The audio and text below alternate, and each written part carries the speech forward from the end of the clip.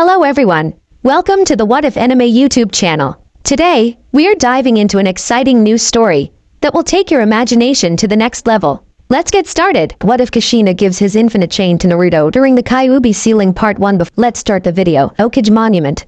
Dusk, 8 p.m. The young boy was sitting on a spike of the Yondaime stone hair.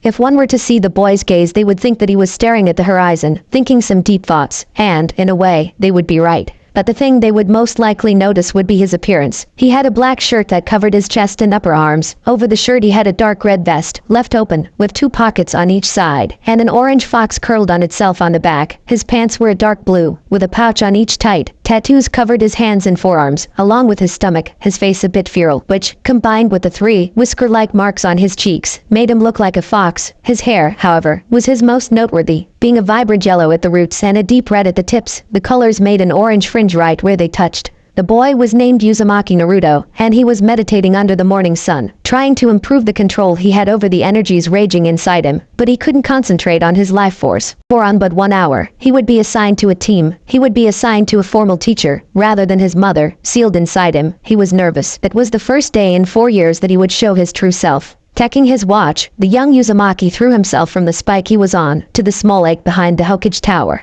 20 minutes later, he was back at the top of the mountain, walking to the forest with Big Scroll. Pinohe's Forest.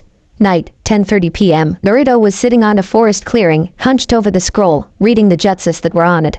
He was trying to find a way to break the seal on his stomach, but try as he might, the only thing he saw were either suicidal techniques, incredibly chakra-exhausting jutsus, or things that could kill you if done wrong. But the tattooed boy copied 3 clone techniques, 4 Futon Judas, 5 Suiton, and his idols Rasengan. He would have copied the Haranshin too, had it been on the scroll. Hours later, around midnight, the blonde red-haired boy was panting. He was sure that he would fall asleep as soon as he laid down on his bed, but in his mind, it was worth it. He had managed to learn one of the justice he copied from the scroll, the Kage Bunshin no Jutsu, that let the user create solid but fragile copies of himself. Granted, it wouldn't be of much use in battle, but if what he had read was true, he could make his training go faster. Oh, he wouldn't abuse the shadow clones for the memory feedback. His healing was fast, but he doubted he could survive suddenly experiencing hundreds of things at the same time. But using up to 10 clones a time would definitely speed up the process. He was about to open the scroll again when he heard leaves rustling nearby. He gathered his remaining energy and stood still, tensed, waiting for anything. 30 seconds later, Yumi no Iruka appeared on the clearing and Naruto relaxed. I should have known you would find me, Iruka. He said, seriously, you steal the forbidden scroll of seals, and the only thing you say when you see me is that. Iruka sighed. Whatever, come, I'll take to the Hokage Tower. As he was making his way to Naruto, a giant shuriken embedded itself on the ground between them. They turned their heads towards the source of the weapon. I knew it was a good idea following Iruka. After all, you are always the one that finds the demon after his pranks. A white-haired man was standing on a branch, arms crossed and an arrogant smirk on his face.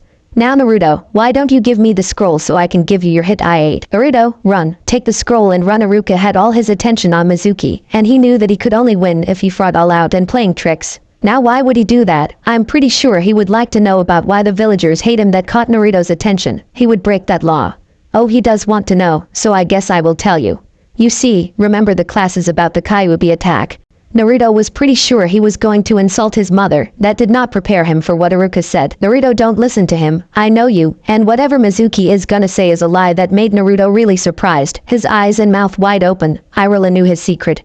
Then why hadn't he acted like the other villagers? Yes, he knew he was hated, and even then, the day he met the man, the only thing he saw in his eyes was mirth, like if he was only regarding any other orphan wanting to become a ninja. Oh, I wouldn't be so sure, after all. You see that he was interrupted by Iruka returning the shuriken back at Mizuki. He blocked it with a pair of kunai. When the weapon fell to the floor, he saw Iruka leaping at him, an angry expression on his face, kunai held in his hand on a reverse grip, ready to strike. Mizuki simply scoffed, guarded and blocked the strike, leaving him and Iruka on a stalemate, but eventually he managed to overpower the Chunin teacher, throwing him to the ground below. Iruka gasped, the air leaving his lungs, but managed to roll away and stand before a drop kick from his opponent was driven to the spot where he was but seconds ago. Iruka saw Mizuki move, and raised his arms to block a kick to his chest, before grabbing the leg and throwing Mizuki to a tree close by. Mizuki flipped midair, landing with his feet on the tree trunk. He bent his knees, using the momentum gained to launch himself at Iruka, fist raised, aiming to the centrum. The brown-haired man dodged to the right, managing to get out of the flying man's path. He turned around and threw a handful of shuriken at Mizui, who had just landed, and they connected. only for the traitor to turn into the log and appear behind Iruka, driving a kunai into his back. The man gasped as the metal weapon pierced his flesh and turned around to try to give the white-haired man a punch in the head, but it was blocked and he is thrown to a tree, back first, to push the knife in deeper, only to be grabbed by a black and red blur and left to lie down on the grass. Naruto had watched the fight in fascination, the attacks he could barely follow, the force he knew could knock him out. It was the first time he had seen a battle without it being controlled by instructors, or not having to see the opponent hold back. He knew he could outwit both Chunin, but in a straight fight, he would be death. But when he saw his Ani-san get pierced and thrown, he didn't think, he just acted, grabbed him midair, and laid him face down on the ground. If you hurt him anymore, he growled, his head low and eyes covered by his spikes. I will return it. 100-fold. He raised his head, and Mizuki was surprised by the hatred on the boy's eyes, but he recovered and grinned. Yeah? And just how would you do that, brat? After all, you're but a roach against me. Naruto didn't rise to the taunt. Instead, he moved his hands to the only seal of the jutsu he learned that night and said Teju Kage Bunshin no Jutsu. And Mizuki found himself surrounded by hundreds multicolored teens. The last thing he saw were the copies jumping onto him. Iruka could only look in awe at the heart of Naruto's, impressed that an almost 13-year-old had that much chakra. No wonder he had a problem with the normal Bunshin he taught, and smiled as he looked at his surrogate Achuoto. Naruto chuckled sheepishly as he stared at Mizuki's bloodied form, and scratched his head as he looked at his teacher. I think I overdid it. Tobeo Iruka could only chuckle before wincing and getting help from the younger kid to go to the Hokage's office, where the red-tipped boy would receive his forehead protector. Naruto's apartment, 1:30 a.m. Naruto was asleep on his feet, but even then, the smile was fixed on his face. He had done it. He managed to become a genin, even if it was with an unorthodox method. He walked from the door to his room, undressing as moved, trying to get to the bed before falling asleep. He put on his sleeping cap, and with a yawn, he fell face first on the mattress. Mindscape. Naruto's mind had changed a lot since his childhood. At first it had been a boiler room with leaks, but after 8 years, it was no longer. Between his mother's affection, the people who liked him, and, to a lesser extent, the interactions with the Kurama, it became what most would call the most peaceful place they had ever seen. It was an open space, with trees strewn about. A lake was off to the side. Flower beds were abundant, bathing the place with a floral smell. The moon was high in the sky, lighting the place with an ethereal glow. It was in the middle of his mind that a groggy Naruto found himself, wondering why had he gone there instead of the dreamland. He had wanted to visit the Sea of Ramen again. His lost visit had been interrupted by the damn alarm clock, especially since he was still tired from the last day. It was during his musings that he was tackled by a nine-tailed, dog-sized fox, who was grinning like a lunatic. This fox was dark orange, with shadows around his eyes that were a deep red, shining with mirth. Kurama, get of, I wanna sleep, Tobeo. Naruto grumbled, but Kurama's grin only got bigger. Nah, I'll stay here, the fox said in amusement. You're particularly comfortable today. Naruto only managed a tired glare. Now don't give me that look. We called you here for a reason. It was then that Naruto heard a laugh from his right. Kurama, let Naru come up. I want to talk with him. Uzumaki Kushina was a beautiful woman, with her fair skin, flaming red hair that matched her personality, slightly round face with noble features, amethyst eyes and hergless figure. Many would fight to be close to her. She was wearing a blue kimono with several spirals on it, a purple obi around her waist, and an amused smile on her face. Hi, Kachan, thank you. He was referring to the fact that he had had trouble breathing with Kurama on his chest. Naruto had met his mother and Akai Ubi when he was 5 years old. He had passed out from exhaustion after 3 days on the street with no place to sleep. Since then, most of his afternoons passed with him following his mother's regime or simply talking with them, either on his mindscape or loosing himself on the horizon. You're welcome, Sachi, but we do have to talk. Tebane. One of the things that ran on the family was the verbal tick. Now that you're a shinobi, we'll have to up your training, especially with your clones on it. You'll have to wait for his team to be assigned. Kurama interrupted. Your training will have to be scheduled to not interrupt his teachers, and I plan to train him too. The blonde-rooted boy was shocked. It would be the first time the fox stepped in on his training, and he was already thinking of all the things he would learn. He imagined himself spouting fox fire and fighting along a summon. But his fantasy was interrupted by a tail in the head, launching him away and making him face plant close to a tree. Damn it, you fox. Don't do that, you Agarita Zibaka. Unfortunately for Naruto, it was the tree his mother was leaning against. Don't curse in front of me, aho, and as such, he received a punch on the scalp, slamming him on the ground again. Of course, the teen didn't have the guts to point out the irony of the statement. As amusing it is to watch you 2 ninja, you should take the week off, boy. No heavy training. If anything, just continue your morning routine, Kermit told him, and your study with your mother. I want out of here already, he mumbled the last part. Hi, can I sleep now? I'm tired, and I want to visit Arukanai. Kushina smiled and sat with her back rested on the tree trunk, and put her son's head on her lap, making him yawn and cuddle. Kurama saw this and shrank, so he could fit between the arms of the boy he was sealed inside. That night, both fox and kid fell asleep to a mother's lullaby, needing the honorable grandson. Naruto's apartment noon. Rise and shine, you little booger. The sun is high, the birds singing, and the dogs are humping.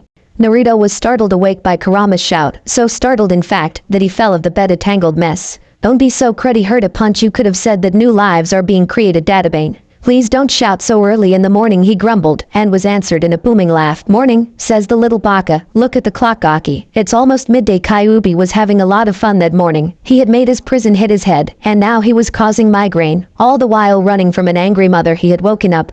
He was looking forward to day. But what he had said shocked Naruto. He had slept in. He would be late to take his registration photo unless he didn't take a shower, and he couldn't eat his morning dose of ramen, meaning he would be cranky until the ramen had its daily sacrifice, and he would have to appease the log too, since as far as he knew, Mizuki wasn't a follower, and the traitor had used a kawarimi during his fight with Iruka. He knew his day would be, in the words of his Nara friend, troublesome. The boy dressed quickly, the place of his usual attire taken by a full shirt that had the blue Uzumaki swirl on the front. He had also put on his forehead protector as a collar, and put goggles on his forehead, before bolting out of the window and to the roofs, jumping streets and alleys, in a desperate effort to get to the Hokage Tower before 12. During the way he found many shinobi patrolling the rooftops of Konoha. The poor bastards never stood a chance. Uzumaki Naruto tackled, pushed and shoved them out of his way. He even shocked a poor cat with a ribbon on its head, and the cat joined him in his run. He was running like the hounds of hell were after him, and he managed to get to his destination on time, despite the many angry chunin after him. Made it to Bayo. A panting stamina machine looked at the animal at his side, and carefully removed the ribbon on its ear. After that, the cat took off again. He entered the tower, a destination clear in his head, the place that would mark him as a ninja, the place that would make him a kid with a clear path to take. Hokage's office. 30 minutes later, an old man in his late 60s, dressed in red robes, sat behind a desk filled with papers, appraising the registration photo his surrogate grandson had gone with. He had expected something a bit more lively, if not eccentric. You know, I am surprised that you look serious on this, though I would have liked it more had you not brought your nightcap with you. Indeed, had it not been for that, the boy on the picture would have been the image of nobility. The black shirt he had on with his family's spiral on front, combined with a steeled face and the ninja goggles, and the almost visible aura of regality, were all ruined by the cap on top of his head, a hat that took the form of a grinning fox. No, it's not my fault I overslept, Bayo. With what happened yesterday, I didn't get to sleep until 2. Gigi, the orange fringe boy, was pouting. He wanted the photo to intimidate, not to make the female population scream kawaii, as his mother had when she saw the photo, or the male to laugh, as Kurama had done. Be it as it may, you can't take another photo since it already is afternoon. The old man was struggling to keep the grin of his face, out of sympathy to boy, but the pouting boy in front of him was just so amusing. Said boy could only groan in disappointment, before grinning much like Kurama the night before. Guess I'll have to pull another prank, he thought, before saying fine, I'll be going now. Gigi, the log and the ramen demand my presence. Now Sarutobi was openly smiling, his eyes dancing with mirth, thinking about how the boy took after both his parents. Seriously, it's like his parents left him a handbook on ways of lie or something, if only he knew. So Gigi, you still haven't figured out the secret to paperwork? A pained face was his answer. Well, it's easy really. You just gotta use. He was interrupted by a boy who looked 3 years younger than Naruto, bursting into the office shouting a battle cry, before tripping with the scarf that was way too large on the frame of the boy, and looking back at Hiruzen. It probably happened often. So he did the only thing someone on his position could have done. He snorted, as did his tenants. The boy groaned and sat up, rubbing the sore spot on his forehead. Someone must have placed traps, he muttered, before spotting the red blonde and glaring. Why the hell did you trip me? The brown-haired kid demanded. Seriously, echoed the voices in his head, before he walked the fallen boy and picked him by his blue scarf. Don't blame people for your clumsiness, Databayo. Both men were now in a glaring contest. Another man had now busted into the office, wearing only blue, shades covering his eyes, his forehead protector sewn into a bandana, and while Naruto could feel glaring eyes, they did not feel as the usual ones he got from civilians. What are you doing, Gaki? Put Sandame Sama's grandson down, immediately. Ah, so that was why the brat was let in. And said boy was looking smug. Ha, you heard him, he said I'm his. Points at Sarutobi. Grandson, you gotta put me down. Naruto looked at the man, then at the kid, and at the Hokage. Whatever, you're still a brat, he said, before throwing him at the couch. Right, so, I'm going now. Gigi, Meigo no Gaki, team. With that said, he jumped out the window. He was at least 3 blocks away when he heard a shout of, "He didn't tell me the secret." Konoha's main street 2 hours later. Naruto was annoyed. First, someone had repeatedly interrupted his daily prayers to the log by coming in and out of his detection range. Then he had the feeling of being talked about somewhere. And lastly, someone now taking a bad costume and trailed him where he went, and it was grating on his nerves. Right now he was headed for his favorite restaurant in order to offer a sacrifice to the Raymond, and he was about to make it there when he finally blew up. "Okay, why the hell are you following me, Dadabeo?" He shouted at a rock on the other side of the road. Everyone knows the tracks aren't square.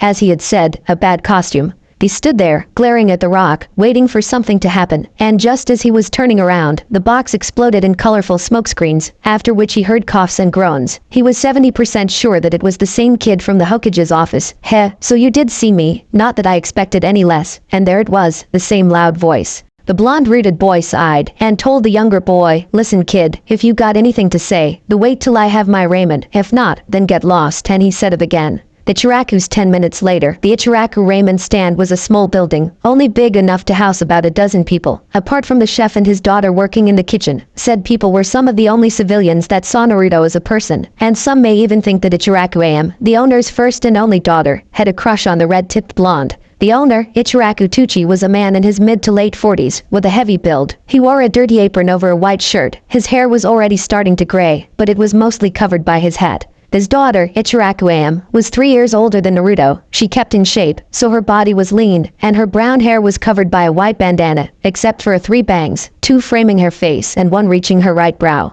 Right now, she was watching the 2 boys in front of her, amused by the shocked face the younger of the 2 was displaying, obviously having never seen someone eat as much or as fast as the spiky-haired boy was eating. After his 5th bowl, Naruto began to slow down his eating to that of a normal person, allowing the scarf boy to get out of his stupor and to start his own bowl.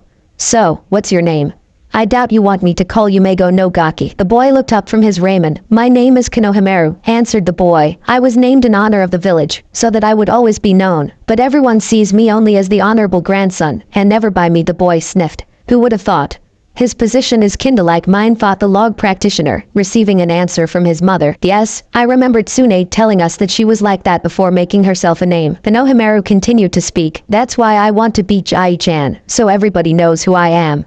A snort from Kurama drove his attention inwards again. "Sounds to me like a chance to corrupt the youth. Make him your apprentice." Kushina tried to hit the fox, but it escaped before she could. "No, you can't have a student yet, Tebane." She opposed the idea, mainly because of the reaction it would bring. "Wait another couple of years. I could teach something like control. That would help him." "Okay kid, you got me." He scratched the back of his neck. "I will teach something." Konohamaru's eyes widened, and Naruto grew a smirk. "But you gotta be fast." Dadabeo Nato threw his wallet to Am, confident that she would take care of it, and took off running, leaving behind a gaping kid and an amused waitress. Training ground number 7. 2 hours later. Naruto was grinning, and grinning hard, for the best part of the last 2 hours. He had led Konohamaru in a merry chase throughout the village and the surrounding forests, and the kid had kept up with him. Granted, he had been weighted down, but still, it was impressive. "Well kid, you managed to impress me, so I will teach you something." He pointed to the tree. "Lay down with your feet on the trunk." Konohamaru looked confused, but did it nonetheless. "Now channel chakra to your feet, to get them to stick to the trunk, but put too much, and you will get blasted, so careful." Konohamaru immediately started, wanting to complete the exercise, while Naruto himself made a couple of shadow clone to practice a bit on both his Taijutsu and on his Kekkei Genkai. The Uzumaki clan was a strange one. Apart from the passive Kekkei Genkai that gave them a ready mind for seals and a large life force, once in a while, a kid would awaken on of the 3 active bloodlines. Said kids would often be apprenticed by an adult that had the same ability. The 3 bloodlines were this: Chikurichnik, that would allow Uzumaki to either heal, poison or disrupt an enemy. It was basically what it said. By injecting the user's potent chakra, and depending on the intention, the target would either be healed of superficial injuries at the rate of a normal Uzumaki, or it would act as a poison, and either disrupt the target's feel for his own chakra, or killing them over time. Most of the holders of the ability either specialized in support or in taijutsu. Then there was the Ite no Kanjiki, the rarest of the 3. By pushing the user's chakra into any ninjutsu, the Uzumaki with this bloodline could redirect or cancel a jutsu. This is mainly because the dense chakra could neutralize the original one present in the technique. All holders were incredibly good ninjutsu users. And lastly was the Kage no Byuki. It gave the Uzumaki with it the ability to create weapons out of chakra, and they would be golden in color, hence the name. Weapons created by this are incredibly hard to break and could be used as a focus, making them good for armed ninjutsu. But the user could only create one kind of weaponry, so the tool was materialized for the first time, and then the Uzumaki had to study on its use before being capable of effectively using the bloodline. An example of this would be Uzumaki Kushina, capable of using chakra chains. Naruto himself had the Kage no Buki, and could create a set of claws that would stick to his hands and feet. Think of the falcon talons of Ninja Gaiden 2. This made study Taijutsu styles that could be modified to allow their use in battle. In the end he ended up with a style that would mix kicks, punches, thrust and swipes, and tweak the stances a bit. Thence the clones working on both at the same time while he watched Konohamaru. Meanwhile, Ibizu was not having a good day. He had lost his charge not only once, but twice in the same day. The first time he had attacked his grandfather and got himself hurt by the Kyuubi container. He was no fool, however, and the only reason he disliked the kid was because of his pranks. But he was sure that the brat had wanted to do more to the honorable grandson, and he, the elite jounin he was, wouldn't allow it.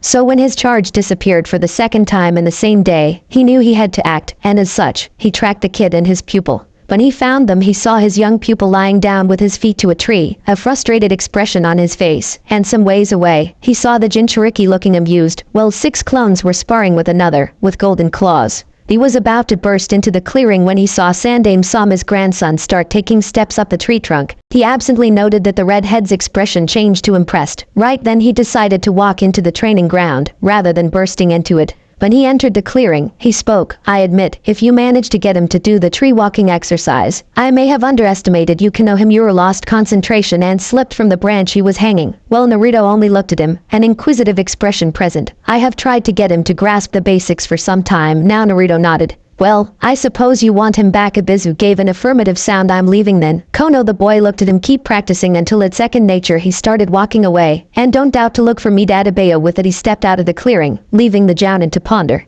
Wait, Ani-san. Konohamaru shouted. Thank you for helping me, but from now on, we are rival, and I will be better than you. Naruto smiled slightly. In the end, it had not been a bad day.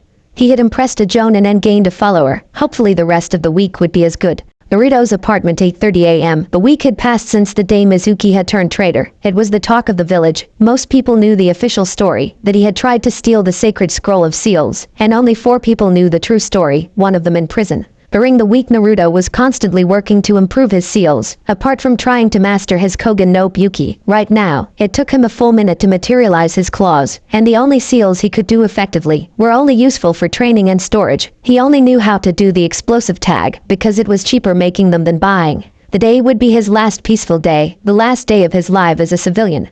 Today he would be assigned to the people who would become his team, his nakama. He could only hope that they wouldn't be demon haters. The young Jinchuriki woke up at 8:30, took a shower and gave the ramen its morning sacrifice, before grabbing his goggles and hit I-8, putting the former on his forehead and tying the latter on his neck, filled his shuriken and kunai holsters, before sealing the rest on the storage seals on his forearms and wrists, and proceeded to do his usual exercise routine, before heading out to the academy. Shinobi Academy, 9:30 a.m. The classroom was bustling with voices. Kids 12 and 13 were talking among themselves, excited about finally becoming genin, trying to predict what the future would bring to them. When young Naruto entered the class, the kids glanced at him before returning to their conversations, but he paid them no mind and took a seat near the only 4 kids he could call friends. These 4 kids were the heirs to their clans, Aburame Shino, Nara Shikamaru, Akimichi Choji and Hyuga Hinata, and none of them had been corrupted by the older generations, because their families understood who he was, and not what he held. Shino was a tall boy, with bushy brown hair, a tan jacket with a large collar that covered the lower part of his face and sunglasses over his eyes. He, like the rest of his clan, used Kakechu bugs for tracking and his techniques. His friendship with Naruto had started when the red-tipped boy asked him about his bugs, and Shino was skeptical at first, but explained about his destruction bugs, and by the end of his explanation, he and Naruto were collecting all kinds of insects around the academy playground. Shikamaru was about his height, with a mesh shirt into a tan vest with green linings, black hair put on a pineapple-like style. Like the rest male Naras, Shikamaru was chronically lazy, often falling asleep as soon his head touched anything to help support it, but his highly analytical mind more than made up for his laziness. Their relationship started when Naruto asked to play shogi, the strategy game. Shikamaru explained, and Naruto wanted to play. The Nara would later admit that his completely random moves had him thinking, and sometimes he lost to the boy's unpredictability. Choji was a large boy with an average stature. His brown hair was only visible from the 2 spiky patches coming out from his bandana. On his cheeks he had spirals, and his shirt had the kanji for food. He was constantly eating, but he also trained his muscles, needing the strength for his clan's expansion technique. He had met Naruto after being introduced by Shikamaru. He had been shy during the first meeting, since he was out of his comfort zone. But when Naruto defended him from some bullies, he opened up. By the time the fourth meeting came around, the two were on ship-sharing terms. Hyuga Hinata had short dark blue hair, wore a baggy beige hoodie jacket with her clan symbol. Hinata was a weird one. She was shy and would often retreat into her clothes, and while she hated hurting others, she wouldn't hesitate to injure if threatened. She had met Naruto when he saved her from some bullies that were humiliating her when they were 6 years old. Since then she had a crush on the boy, and would often blush when around him. He had helped her with training, and because of it, he had modified the Jaiken to be more flexible. They talked their time away, with Naruto and Shikamaru having a quick game of shogi, and eating from the extra-large bag of potato chips Choji had brought. It was about 10 a.m. when Iruka entered the classroom, and while he expected the conversations, he did not welcome them, so he did his signature henge, the Akuma no Atama, "Okay brats, shut up and pay attention." He withheld a smile when everyone turned to him. "Today you shall receive your team, and they will become something important to you over time." He looked at every kid in the eye and continued, "They will be your comrades until you make shinen. They will have your back, and your sensei will help you become the best you can." He grabbed the name list from the desk. "Your teams will be the following." Team 1. All the members from Team 1 to 6 were civilian, so they were inconsequential. Team 7, Uchiha Sasuke, Haruno Sakura, a declaration of love ensued, and Inuzuka Kiba under Hada Kakashi. Team 8 are Uzumaki Naruto, Hyuga Hinata and Aburame Shino under Yuhi Kurenai, and since Team 9 is still in circulation, Akamichi Choji and Yumenka Ino under Sarutobi Azuma. That is all. Come back in 1 hour to meet your senseis. A man on his 30s entered the room. The man had a lit cigar hanging from his lips, a bandana on his arm, and the official Jounin outfit. "Alright Team 10, with me. We're getting to know each other over lunch." With that said he left the room, Shikamaru, Ino and Choji following. Iruka only sighed before dismissing the teams. His only thought was on how the other teachers had at least a crash from the window, followed by a poofing sound, made him want to weep. Hour and a half later, Yuhi Kurenai was a beautiful woman, and she knew it. Her skin was without imperfections, her hair was as dark as a raven, and made in messy waves. Her eyes were a deep ruby red, and her figure was stunning. Her dress consisted of a wrap-like dress, with a red sleeve on her right side. She often called herself the sexy older sister kind of woman, but on the field, she was severe, a leader through and through. Right now she was sitting near a stream on a park, staring at her team, trying to gauge the skills of the two boys, since she had helped train the girl, and felt herself frown at the hyperactive behavior of the boy. He looked as if he had dyed his hair. She had met only one person with that attribute, and it would be scary if the two ever met. She smiled at the kids before her and started speaking. "Hello, we'll start with introductions, and since I'm sure you know each other I'll start. My name is Yuhi Kurenai. I like vodka, wine and salty taiko. I dislike perverts and cake. My hobbies are spending time with my friends and creating jinjutsu, and my dream is to have a family." She pointed to Hinata. "They all know I'm Hi Hinata. I like C cinnamon rolls and G gardening. I dislike arrogance and F fighting. My hobby is P pressing F flowers, and my dream is to become a clan head." Kurenai nodded. She had expected that, but her confidence needed work. She pointed at Shino. "My name is Aburame Shino. I like my friends and logic. I dislike arguments, arrogance and speaking more than necessary. My hobbies are finding new kinds of bugs, and my dream is to become a good leader for my clan." The red-eyed beauty nodded at Naruto. Hopefully her assessment would be wrong. Name's Uzumaki Naruto Dadabayo. I like the ramen, the log, my friends and the Ichiraku. I hate arrogance, opinions with no proof, and those who disrespect me. My hobbies are training and tasting and comparing different kinds of ramen, and my dream is to become Hokage, and there went that hope. She sighed before looking at her genin. "Well, now that that's out of the way, I have to explain something to you. Tomorrow there will be another exam." She chuckled at the expression on Naruto's face. "You see, the test you did was to weed out hopeless cases. So tomorrow, meet me at training ground 8 at noon." Jana she left the stream and went to the village, intent on having a cup of wine. Training ground 8:11 am. Naruto, Hinata and Shino were sitting on the shade of a tree, discussing their upcoming exam. What do why you think she'll have us do?" The shy girl asked the boys on her sides. "Logic states that it will be a tracking exercise," the ever-stoic boy answered, and Naruto found himself nodding. "Yep, with your eyes. She knows Kakachiku and my shadow clones. We make a good tracking team." He paused a bit. "That are assassination and clearing." He was of course talking of bandit camps that were scattered all across the elemental nations. "Quite right you are." Naruto Kurenai's voice reached them. "This unit was put together with tracking in mind, and to pass this test, you will have to find this." From her sleeve, she took out a brown box. It was really small, barely bigger than her fist, and looked really fragile. "You have to find it before lunchtime, or you will fail. Any questions?" At their negative, she nodded and told them, "As soon as the alarm sounds your test starts." And with that she disappeared. Then minute later, the bell rang. We should prepare a plan of action, Shino stated. In his monotonous voice, Naruto grinned. That was his forte. What with his pranks, he was as good a planner as Shikamaru. Right then, here's the plan. Hinata the girl looked up. You are going in the middle of the group. Use your Byakugan to watch out for traps, especially Jinjutsu if what I found out is true. He looked at Shino. Your condition is going to be useful now, Shino. Shino was not normal, even by Aburam standards. He didn't use sunglasses to protect his eyes like the rest of his clan, but to hide the fact he was blind. Because of that, his destruction bugs relied every kind of information to him, to compensate for his lack of sight. You will go at the back of the group. The red-tipped boy continued. Use your beetles to scout ahead. Zero on everything that may be the box, chakra, grass, dirt, anything that may give it away. I will send clones along, but right now let's stay here. Wait for the info to come, but stay on guard. From where she was watching, Kurenai had to admire the blonde-rooted boy's capacity to think. Perhaps those pranks did serve a purpose after all. It took a while for the clones and bugs to find any leads, but eventually they did. Naruto, I got 10 places with chakra and 5 with traps. The orange-fringed boy nodded and asked if you marked them. I did. The Kakachkas are already working on the Jinjutsus. I got 6 traps and 5 hiding places, but they could have been caught on illusions, so we will start with the ones that have traps. He started moving. Shino, you guide. Hopefully I will be able to battle test some of the wind jutsus I know. Kurenai's ruby eyes widened. If the kid knew nature manipulation, his reports by academy instructors were incredibly wrong. How could they not write that?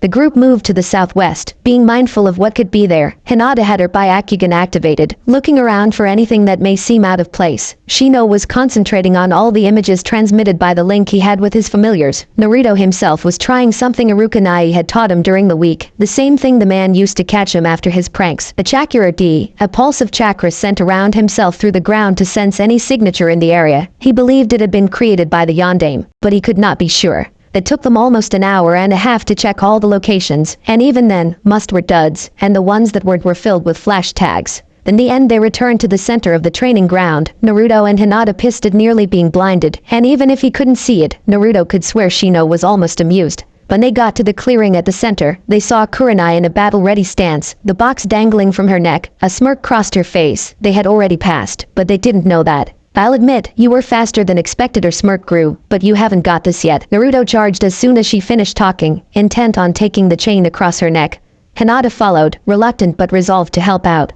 Shino stayed back, sending a hive out of his body, helping them deal with any illusions. Naruto thrust a punch at the woman's chest, but she parried and quickly sent a palm to his face, knocking him off balance, and turned to block a palm from Hinata. She noticed that they had insects on their clothes and cursed. Her art was out the window. There was no way she could get past chakra-eating bugs. Naruto pushed himself off the ground, aiming a kick at Kurenai's stomach. She sidestepped and he fell onto Hinata, the two of them rolling on the ground, before standing up fast. I expected better from you, Naruto-kun. You were the best on Taijutsu in the academy. That only served to rile him up, and while he was still relatively calm, it was only a matter of time till he became sloppy. He concentrated on bringing his Kage no Byuki. If anything, it would help with his reach. He made a clone, and had it attack with him. The real one only half concentrated on the battle. Hinata hadn't yet gotten up, having fainted from Naruto falling on her, so he had to mind where he stepped. He and his clone continued to attack, mixing swipes and punches and kicks in an attempt to catch the Jinjutsu mistress, but she only dodged, the smirk still in place. Kurenai, however, was having trouble. Shino's bugs and Naruto's constant attacks were starting to take a toll on her, and it was only a matter of time before she fell. She would have to wait the remaining 20 minutes for the second alarm to ring. The cry of Yada and a flash made her snap her eyes at Naruto. The boy had somehow equipped claws, and judging by how he looked, he knew how to use them. Said boy calmed down and smirked. The falcon talons would help. Time to kick it up a notch, to Bayo, and he kicked off, using his weapons to slash at Kurenai. The messy-haired woman cursed again and dodged. He was getting closer, and his attacks were harder to dodge. It was only a matter of time for him to get the box. She saw a stab to her head, and made a decision. She sidestepped the attack and hit the boy on his arm, before kicking his legs from under him. He jumped and snapped a kick at his opponent, but she ducked and punched him in the seal on his stomach, drawing him away, and leaving him breathless. Shino looked at his teammates. Without them he had little chance, but he would have to try. He was about to launch a second hive and mix with it when the clock struck lunchtime, signaling the end of the exam. Naruto groaned from where he was, disappointment and discomfort clear on his face. The healing factor he got from Kurama helped in situations like this, but it was still painful having the air driven from his lungs. He got up and picked Hinata up from where she was in the ground. Then he made his way to Shino, head down, but Kurenai's voice stopped him. And where do you think you're going, Naruto? He looked at her, confused. You may not have gotten the box, but that doesn't mean you didn't pass his face. And Shino's raised eyebrow made her chuckle. Well, this was a tracking exercise. The point wasn't that she nodded at the girl in Naruto's arms. Sway Kanata up and I'll explain. They shook the blue-haired girl and heard a mumble about multicolored foxes before she snuggled closer to his chest, making him shake harder. And she groggily opened her eyes, only blush and almost faint again, after seeing how close she was to Naruto. He gently put her down, her face glowing a bright red, and looked at the woman that started speaking again. You see, Konoha, above all else, values teamwork. Most Jounin Sensei's test will somehow involve teamwork. One of the most used is the bell test, but some will use a different one. I, for example, used the test to see if you could form a strategy that included the three of you, instead of going everyone by yourselves, without any help, in which case I would put you in a binding genjutsu until lunch. The three nodded, though Naruto was curious, so because I took them too he pointed at his sides. His arms crossed into account when I made the plan. We the bandage-covered woman nodded. Yes, Naruto-kun, you, Shino-kun and Hinata-chan are officially genin. Naruto cheered, throwing his arms around his new teammates, making Hinata blush, but even then, she smiled, and if one were to look up the bug user's collar, they would have noticed a small smile. 3 weeks later, half past noon, Naruto was trying to get the hang of one of the exercises his sensei had given them, the weapon balancing. The concept was fairly simple. By using your chakra, you make any kind of cutting weapon stay balanced in the palms of your hand, but any slip on your concentration and the weapon would fall, piercing your hand. Hinata was the first to get it, because of her clan techniques, which required chakra control as perfect as it could get. Then Shino got it 2 hours late, and now, Naruto was still attempting to do it, and they had started 5 hours ago. The only redeeming quality of the day was that Kurenai-sensei had allowed him to use his shadow clones to help, and that it would make the process of calling the Falcon Talons forth faster. This training with Team 8, it consisted of chakra control, teamwork exercises and individual training, and in the afternoons they did mission. If you could call D ranks that, and after that it was free time, which Naruto used to train further with his Kake Genkai and his Fuinjutsu, along with the bits of training Kurama gave him, which hadn't been much, only the most basic form of foxfire. He could now summon his Kage no Byuki in 45 seconds, instead of a full minute, and his mother was starting him on barrier seals. He would prefer battle seals, but that would have to wait, since those were the dark arts of seals. Almost nobody specialized on them, and those that did barely shared anything. The day was one of the few days that they didn't go on a mission, because Sensei was introducing them to one of her friends. So, who's the brat you want me to help? There they were, walking alongside Kurenai was a purple-haired woman, clad in a standard Anbo armor, a sword and a cat mask at her waist, suggesting she was a swords master. Naruto thought she looked somehow familiar. The one sitting with the kunai sticking out of his hand indeed. Due to his lack of concentration, he had let the kunai drop. He idly noted the sting that the injury produced. Finally the dots connected to the young boy. He knew that woman, Nico Ni-chan. He quickly stood up and went to hug her, his arms crushing her stomach, and his head snuggled to her chest. Kurenai hid her smile as she looked at the two, as amused as her other two students.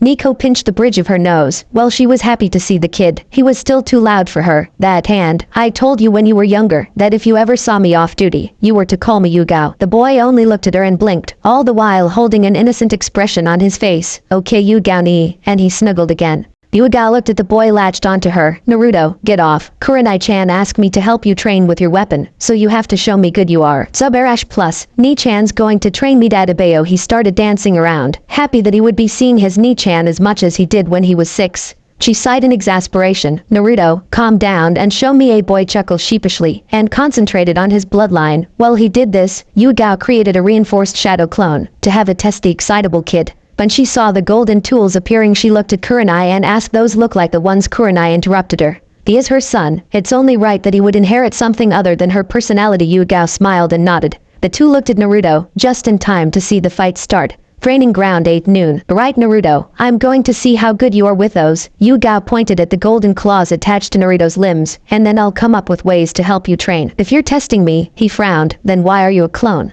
Wouldn't you dispel if I hit you?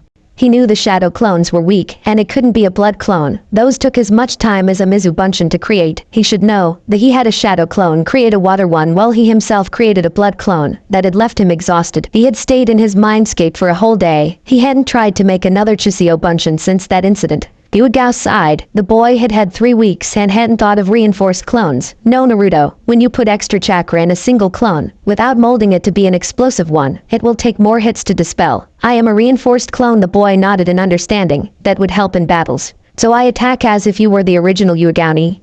The woman nodded and lowered herself to a ready stance, knees bent, right foot forward, left pointing outwards and her body sideways, with her sword held diagonally in front of her. Naruto did the same. His stance was pretty low, almost crouching, with his hands held one in front and the other across his stomach. His feet were digging onto the ground for faster movements. Alright, let's start. Dadabeo. They stood there, waiting for the other to make the first move. But while the orange-fringed boy may have been slightly more patient thanks to meditation, he could not wait to start, so kicking off the ground, he rushed at the purple-haired woman, attempting a diagonal slash at her chest, but it was blocked by her sword. He tried to kick her, but she moved, the suddenness of it throwing him off balance, and she took advantage from it, making a stabbing move at his centrum. He moved back, but the attack still nicked him, a drop of blood flowing from the small wound. The cat Anbu spun around, slashing at her opponent, trying to cut him from shoulder to shoulder, but her attack was blocked. She narrowed her eyes and jumped over a low kick from Naruto, dropping her sword into the head of the boy, who moved his head just in time to avoid being cut, but still losing some hairs. The boy kicked high, wanting to impale his talons on the clone's neck, but the attack was parried, which left him open for a slash at his ribs, blood quickly rushing down from the wound, a grimace gracing his face. He tried a double slash with his hands, but that too was blocked. He grunted at the pressure the woman was putting on his arms, some sparks jumping from the clashing weapons. The Anbu captain kicked at his stomach, making him cross his arms in front of him, which was what the woman wanted. She started another slash, this time starting at the hip. It was dodged, but she kept attacking, her barrage leaving Naruto, with the only option being to dodge. Finally, the blonde managed to parry a stab from Yugao, taking advantage of the fact that the sword expert was left open. He went for a cut to her hip, only managing to cut the clothing, but he kept at it, throwing a vertical slash to her left side, but it was sidestepped. That is the best you can do. Naru-chan the perplet teased, making the blonde more frustrated. I've cut you 3 times now, and you have only nicked me once, and it was true he had been on the defensive for most of the mock battle. The realization hit the blonde hard, angering him and making him call on an unnoticeable amount of Kyuubi's chakra, only enough to make him slightly faster and change his eyes. He jumped, aiming for a stab at the clone, which barely blocked, having expected a slower and weaker charge. The clone looked at the boy's face and gasped at the blue-turned red eyes. The red-tipped boy did a roundhouse kick, the talons nicking the clone on the waist, and used the momentum for a straight kick. The woman jumped back, before rushing at the angry boy, the sword tip on the ground, before bringing it up to a cut in the chest of the kid, making blood jump from the wound. Naruto collapsed to his knees, before falling to the ground, the falcon talons disappearing as soon as he hit the ground. Kanada is at his side in seconds, turning him over, and started applying her healing salve, sealing the wounds even faster than they normally would. The clone dispelled, sending the encounter to the original, who held her head when the memory hit her. Well, I got what I needed from him. I'll start planning his training tomorrow. Kurenai frowned at her friend. Did you have to be so rough on him? The last slash could have maimed him. She was worried for the kid. She didn't exactly how far his healing went, and she didn't really want to find out. That was necessary, the purple-haired woman started, aware of the look the raven-haired sensei was giving her. He was starting to channel the beast's chakra. Had I not knocked him out, he would have gone berserk. Kurenai's ruby-colored eyes widened. Her student had called on that power. Yugao's voice brought her out of her thoughts. I don't think it was a conscious thing. Remember how my clone taunted him? She nodded. My best guess is that his annoyance at being called Naru-chan, coupled with his frustration at constantly being on the defensive and only cutting the clone once, made him subconsciously call on it. The messy-haired woman sighed. Guess I'll have to put more time into meditation. She looked at her longtime friend. How do you plan on training him? I'm going to take him 3 times a week. During the time you are teaching them hand-to-hand combat. Yugao closed her eyes. He is skilled for his age. Hell, I doubt anyone his age can use those things. She opened her eyes and gazed at the fallen boy. Does he know his elements? She asked. Yes, Kurenai answered. Wind and water. He knows a few jutsus too. She looked at her team. Shino had moved, and was now helping Hinata to move the unconscious boy to the shade of a tree. I'm going to test their affinity soon. See if they have one. Yugao nodded, and the two went to the kids. 30 minutes later, Naruto woke up uncomfortable, feeling a bit stiff from where his Ni-chan had cut him. So, Saki, what did you learn today? Kushina's voice made him groan, the memory of his spar with Yugao still fresh. The never fight someone better if I can help it. It had tired him too. Yugao was obviously better than Kurenai-sensei. She was more aggressive too. And that you should never piss off a woman that can wield a weapon, Kurama said sagely, nodding at his own words inside the seal. To always stay calm in battle would be a better advice to Bayo. He opened his eyes and sat up, wincing slightly as a wave of pain hit him. He looked around, noticing 4 blurry figures. He blinked and rubbed his eyes, finally able to distinguish his team, Yugao and Kurenai-sensei. Moo, Ni-chan is mean, he pouted, his eyes watering. Just as Yugao was about to speak, he continued, every trace of the pout gone. So, Ni-chan, when do you start my training?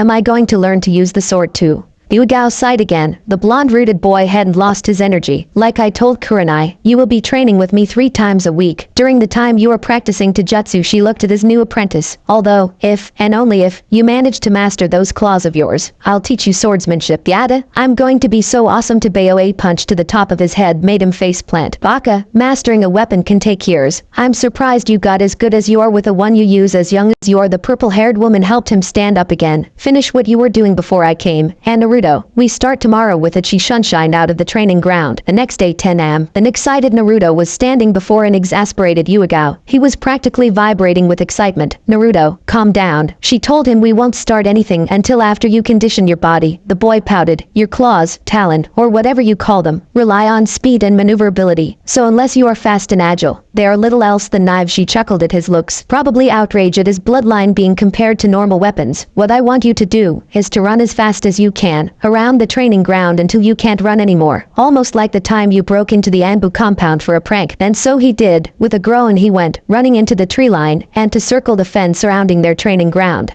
It would be almost an hour when he collapsed in front of an amused Yuigao, who had a smile at seeing the normally hyper boy panting on the ground. You have 10 minutes to rest. Then we start another exercise. The boy could only groan. The next exercise was fairly simple. Dodge all the balls thrown at him. Easy, right? Not quite. Yuigao was ruthless, throwing them at speeds he could barely follow, and mixing the height as low as his shins and as high as his forehead, almost never aiming at the same spot. Needless to say, by the end of the day, he was sore, with bruises all over his body, and left with a sense of disappointment at not having learned anything. 4 weeks later 2 p.m., D-Mate was standing in front of the Hokage, giving a report of a successful mission.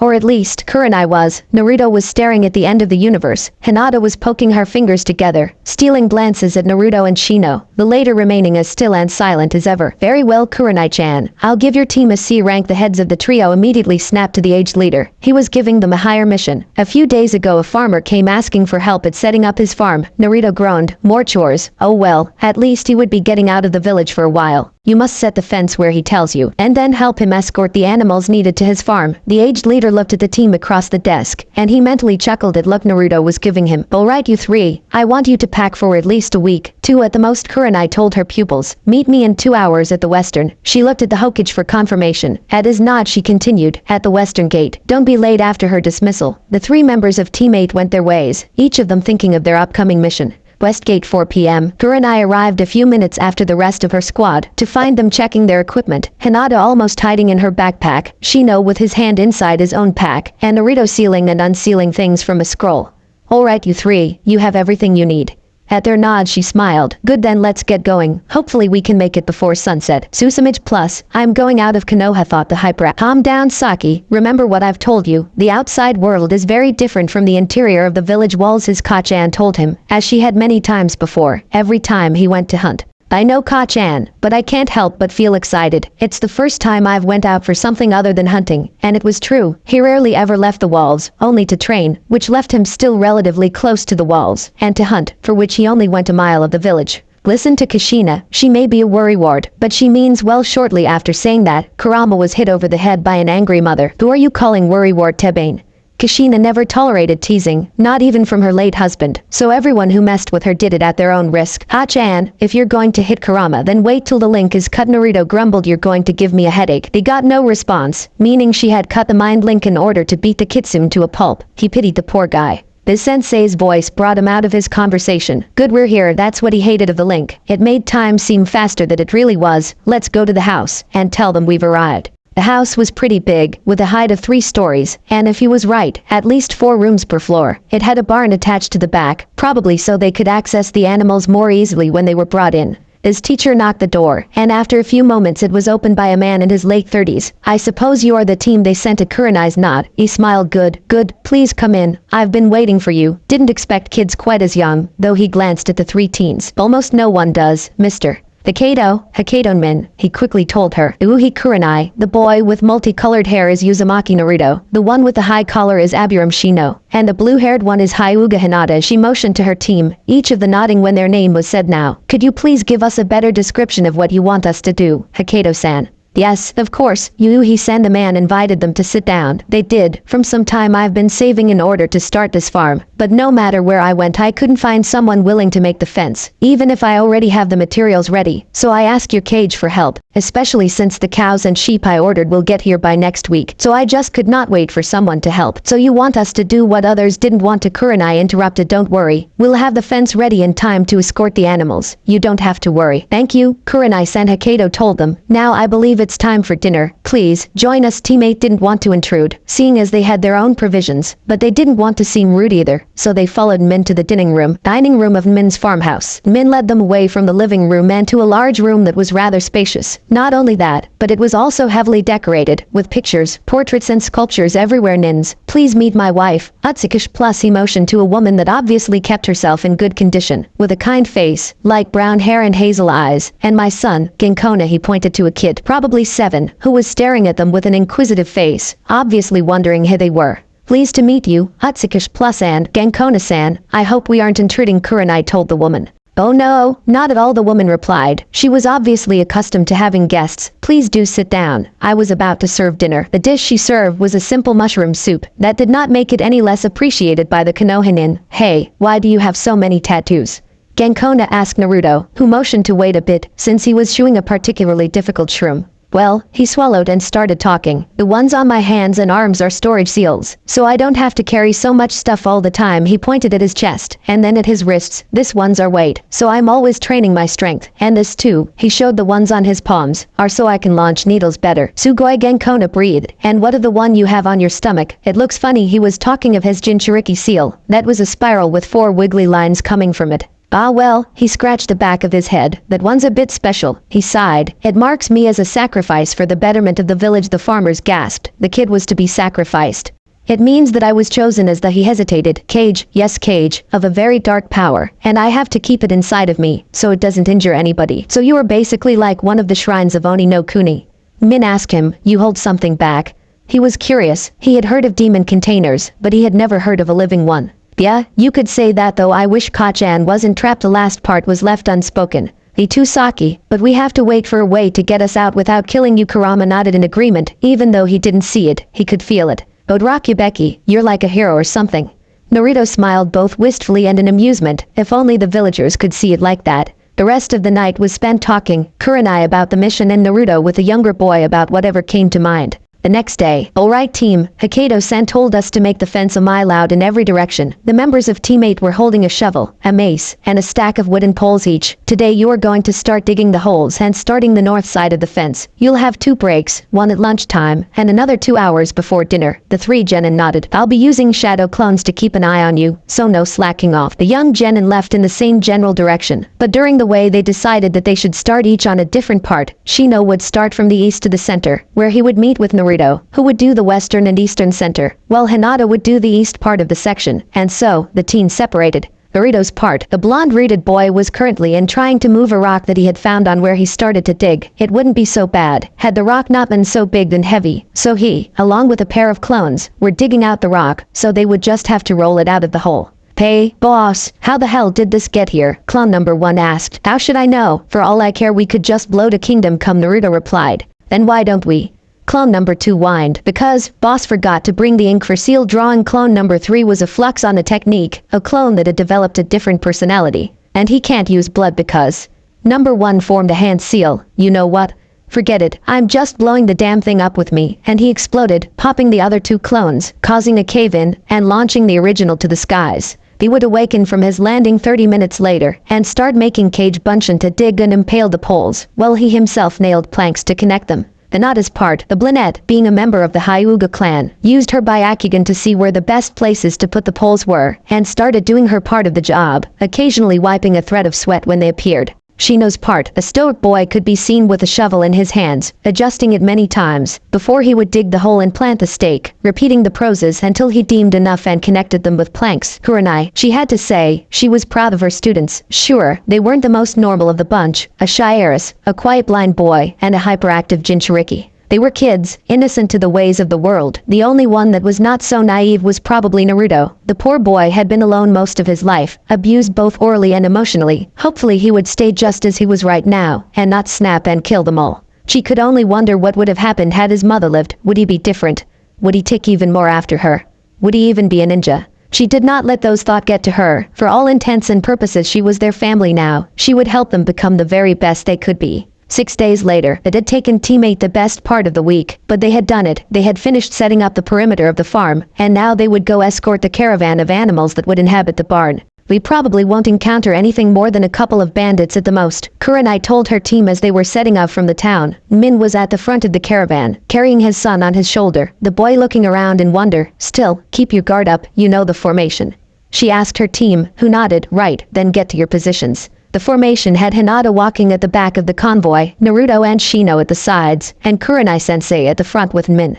Naruto would create 6 clones and had them walk around the animals, keeping an eye on the spots Hinata couldn't reach with her eyes, and generally messing with the cows. They hadn't really seen anything that gave them any real trouble. A wolf seeking food over here, a cow or sheep wandering off, and the occasional bear that crossed their path. All in all, it seemed rather like a vacation more than anything. That evening, thank you for helping us setting up, Min was telling them when they reached the farm. I don't think defense would be finished had you not come. No worries, Hokkaido-san. It is our job to help, after all, the Genjutsu mistress replied. Still, thank you for doing. He was interrupted by the cry of a hawk overhead, before said hawk landed on the arm of the sensei of teammate. She took the scroll attached to the creature's leg, before sending it back to where it came from. Their eyebrows marred into a frown when she read the message, before her eyes widened. Sorry, Hokkaido-san. We will have to leave earlier than expected. She called for her team, and when they arrived she set off, the kids hesitating before catching up. Hokage-sama assigned us to a flash mission. Without glancing back, she started to explain. The flash mission is one that has to be taken care of right after it is requested. Normally, the only to be considered for that are the A ranks and S ranks, but occasionally, a lower ranking mission is made flash. She glanced back at her students, her expression grim. We have been assigned to take care of a group of bandits that recently attacked an unprotected village. They razed it to the ground and kidnapped what few survivors there were. This is what the team was meant to be for, a cleaning mission. She looked forward again, praying to whatever deity there was that her children wouldn't change much from the experience. Forest of High no Kuni. Teammate was immersed each in their own thoughts, thinking about the upcoming task, eliminating a camp full of bandits, meaning they would have to kill. They had expected it, but they didn't think it would be so soon. I have to trust them. Besides, if they break down, I'll be there to help. Despite repeating this to herself, Kurenai could not help but think that it would scar them more than what was necessary. Logic told me I would have to do it eventually. I would prefer to do it with Tusan and Kasen nearby though. In truth, the young Abiram was scared. What if he liked it? What if he couldn't cope with it? He wouldn't like to cause grief to his family and friends, but what would happen to him after this? I don't want to kill. I don't like hurting people. The young Hyuga was probably faring the worst out of the 4. Her gentle disposition was both her greatest advantage and her weakest point. She was everything a Hyuga was not supposed to be. The problem came from the fact that, while not physically, she had been abused emotionally, which led to a very meek personality. Maybe she wouldn't be like that had her clan believed in her. Right now, the poor girl was an emotional wreck and would probably faint at the simplest of surprises. I'll have to kill. I knew it was coming, but damn, Naruto had been prepared. His mother had given him the task of raising a rabbit and killing it after it was mature enough to help drive the shock of killing out of the red-tipped boy. Saki, just remember, you have me, you have Kurama, and you have your team. We'll all help you go through it. Kushina was worried for her son. She knew his will was strong as hers and his father's, but killing was known to bring down even the strongest of minds, despite their attempts at making it easier to bear. The only thing you need to remember is to stay calm, otherwise my chakra may leak. Other than that, the only advice I can give is just do it. Kurama never was like most demons. He was childish, he was immature, and he didn't like bloodlust. Some might say that he was born a human and corrupted by the power given to him, and in a way it was true. When he first got his power, he started every fight he could, but though the centuries of his existence, he had watched as humans killed each other, and slowly came to hate the act of ever wasting blood. Granted, he had done it a few times before being sealed, but he never killed innocents if he could help it. The kid knew that as ninjas they would have to kill, especially considering how their team was made. Opinions didn't matter as long as the mission was complete and your comrades safe. Kurenai stopped, making her charges do the same. She pointed at the camp, some tents scattered about and a wooden palisade surrounding them, and asked Hinata, "What do you see?" The girl activated her eyes, veins bulging, and concentrated on the tents below. There are around 60 signatures moving. Oh, only 2 of them get past academy level. One a CH Shunin, the other Genin. Do you see where the captured people are? High, on the shack outside the hurdle she pointed to a place on the side northern end.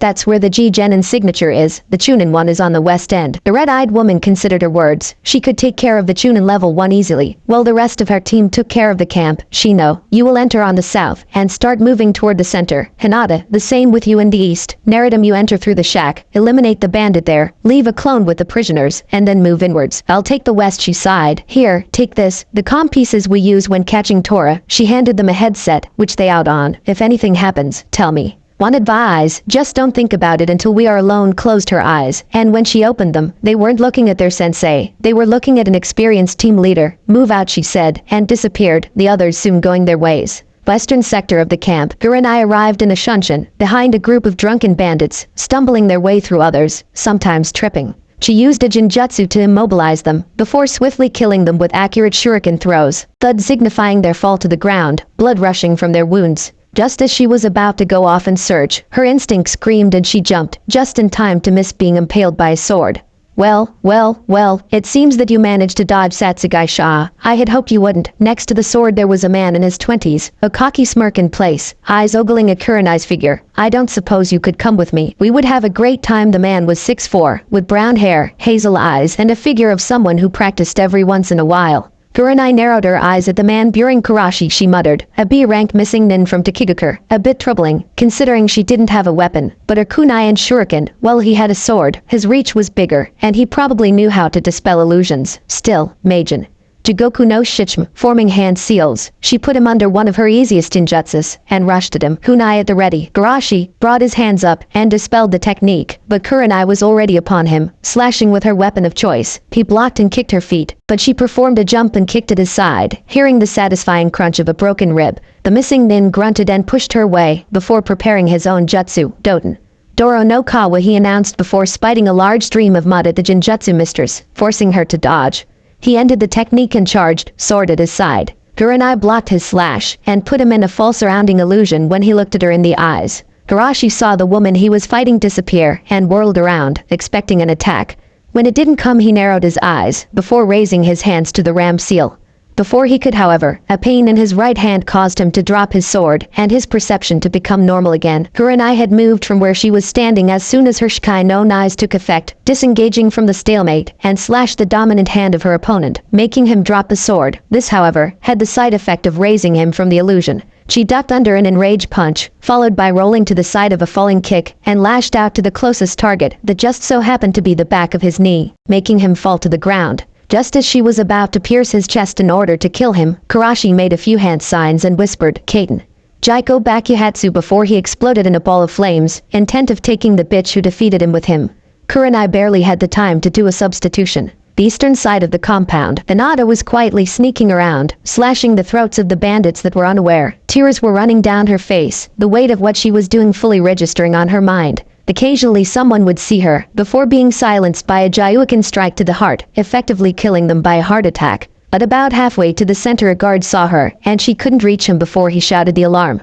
Seconds later an explosion was seen, followed by a near unbearable amount of killing intent bathed the camp. She did the only thing she could think about. Run. Southern sector, Shino was using a combination of his bugs and throwing weapons to dispose of every bandit he found. If one were to see him, they would think him the perfect shinobi, calm in the face of death. But in reality he was soaking the interior of his coat with sweat, and a grimace was plastered on his face, showing his not so obvious discomfort at having to kill. He was finishing off a particularly stubborn bandit when he heard the explosion, before being shocked still when the killing intent washed upon him. On the back of his mind, he registered that the man that was giving him problems dropped to the floor. Northern sector, Naruto was in his element. The shadows had been his refuge when he played a prank, or when a mob formed to hurt him. He was a creature of the shadows, moving without seeing, only sensing the things around him. He sneaked past several low-class bandits, drunks that were on the verge of slipping into an alcohol-induced coma, towards the small shack where Hinata had told him the captives were held. At the back of his mind he was hoping to get a fight before he had to kill, which would help him deal with the stress of the deed. He was about to make it to the door of the shack when he was bombarded by a rain of explosive kunai, making him jump back from his position. Well, look at what we got here. An arrogant voice reached his ears, making him raise his head and prepare his falcon talons. The owner of said voice was a man in his late teens, with dark hair, dark blue eyes, wore a piece of what could only be stolen armor, and black pants. I wonder, how could you sneak until here without being detected?